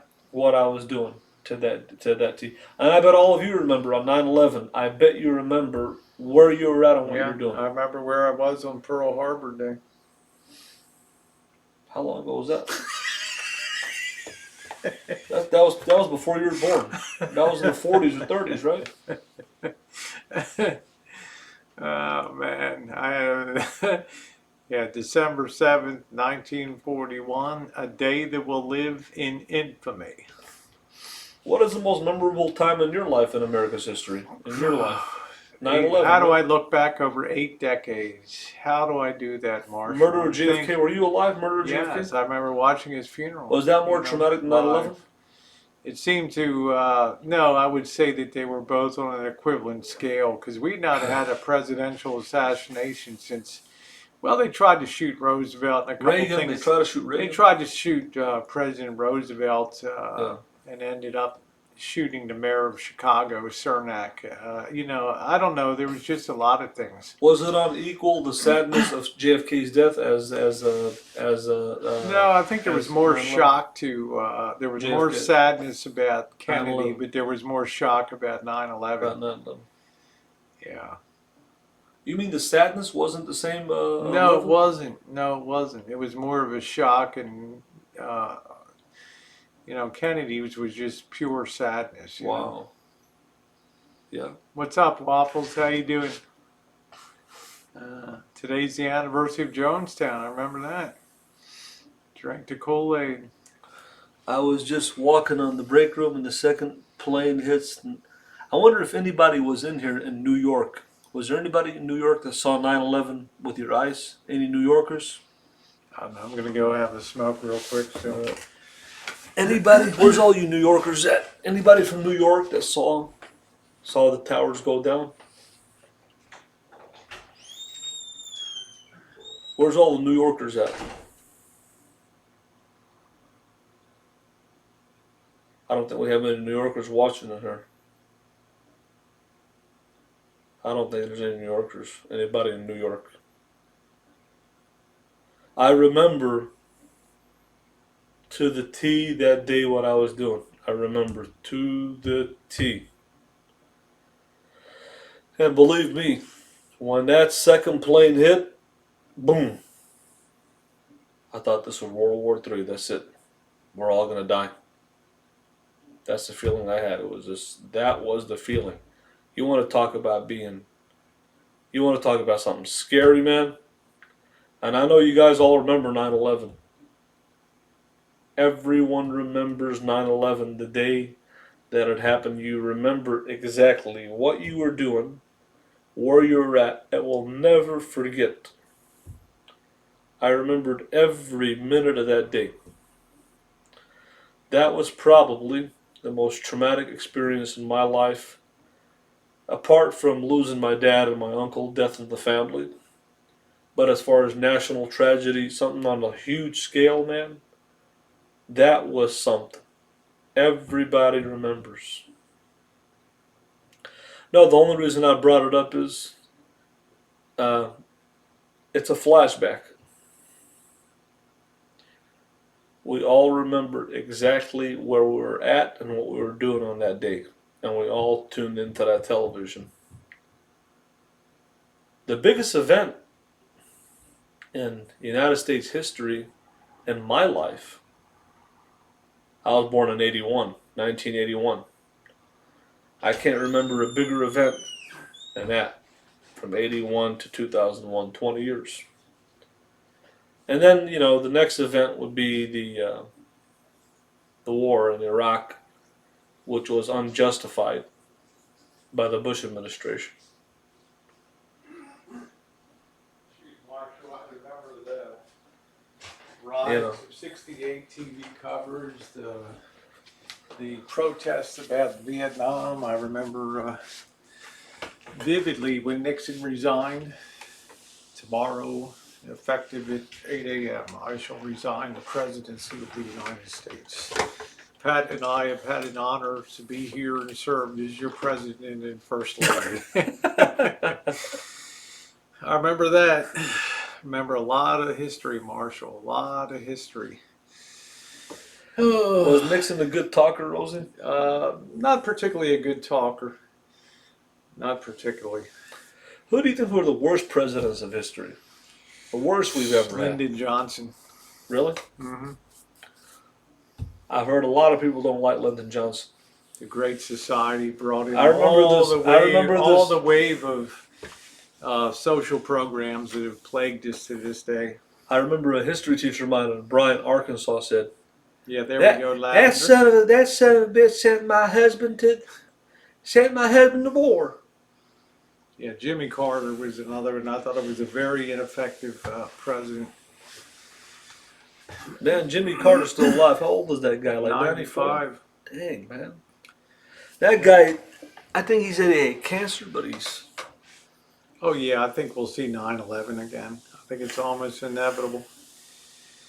Yeah, Jimmy Carter. I don't think we'll see 9/11. I think we're pretty we're equipped. Not here. After Herbert Hoover. what about Eisenhower? Did you like him? Warren G. Harding.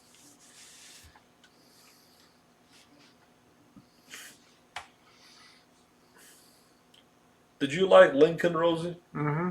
Lincoln was one of the greats. A house divided against itself. Was he the cannot tallest stand. president, Lincoln? He might have in height? been. He may very well have 6'4", been. 6'5", or something. He may very well have been. How tall was Washington, you know? I think he was 6 feet tall. He was pretty tall for his time, too. Because people back then Yeah, were short. Carter messed up the hostage rescue. It was just a litany, the energy crisis. There was just a whole, it just seemed bam, bam, bam. The president of India, huh? So what would you rank Trump as far as between 1 and 10 as job approval? What's Rosie's job approval rating of Trump? A 4? I don't know. I'm not going to get into evaluating Trump until he's out of office. So, anyway, guys, I'm going to go ahead. It's getting on the witching hour. What was your favorite subject in school history, Rosie? I would say probably 1880 to 1940 would be my favorite period because it was the biggest changes in America. Or the industrial thing was hitting hard. He had depression, war. It was a very, very interesting period. Do you think there's still sleeper cells, like Terry's saying, amongst the United States? I don't think there's really the money to support them anymore. I think a lot of those lines got cut, those support lines and money lines. Who was Prime Minister of India? I don't know. Gandhi? I don't know. Anyway, guys, yeah, Washington was 6 feet 2 inches tall. There's New York Cat. You see some New York I love Cat. New York Cat. Were you at 9/11 when it happened? You know what's cool about New York Cat, man? What? She's a Fordham University girl. Anyway, guys, love you. Have a wonderful night. I always had a thing for New York Cat. I want to have a wood-fired oven Brooklyn-style pizza with her one day, and a slice of Junior's How old is cheesecake. she? How old is she? 22, I think. She's young. Why would a 22-year-old watch Rosie O'Kelly? Well, it's just a place to chat and hang out and stuff. So there's no accounting for taste. Rosie likes him young, Yeah, don't she? I like them young and lovely. Anyway, guys, thanks for being on the chat tonight. We had a really fun chat. Thanks for being on Marshall's epic stream of his. You got your gravy the way you wanted it, right? Oh, man. It was good. That was it. That was it. Thank you to my 22 years moderators. Thank you very much. Scottish, love you, babe. Thank you very much. I'm still waiting for those pictures, baby. Anyway, have an awesome night. I'll see you guys tomorrow. Give them a big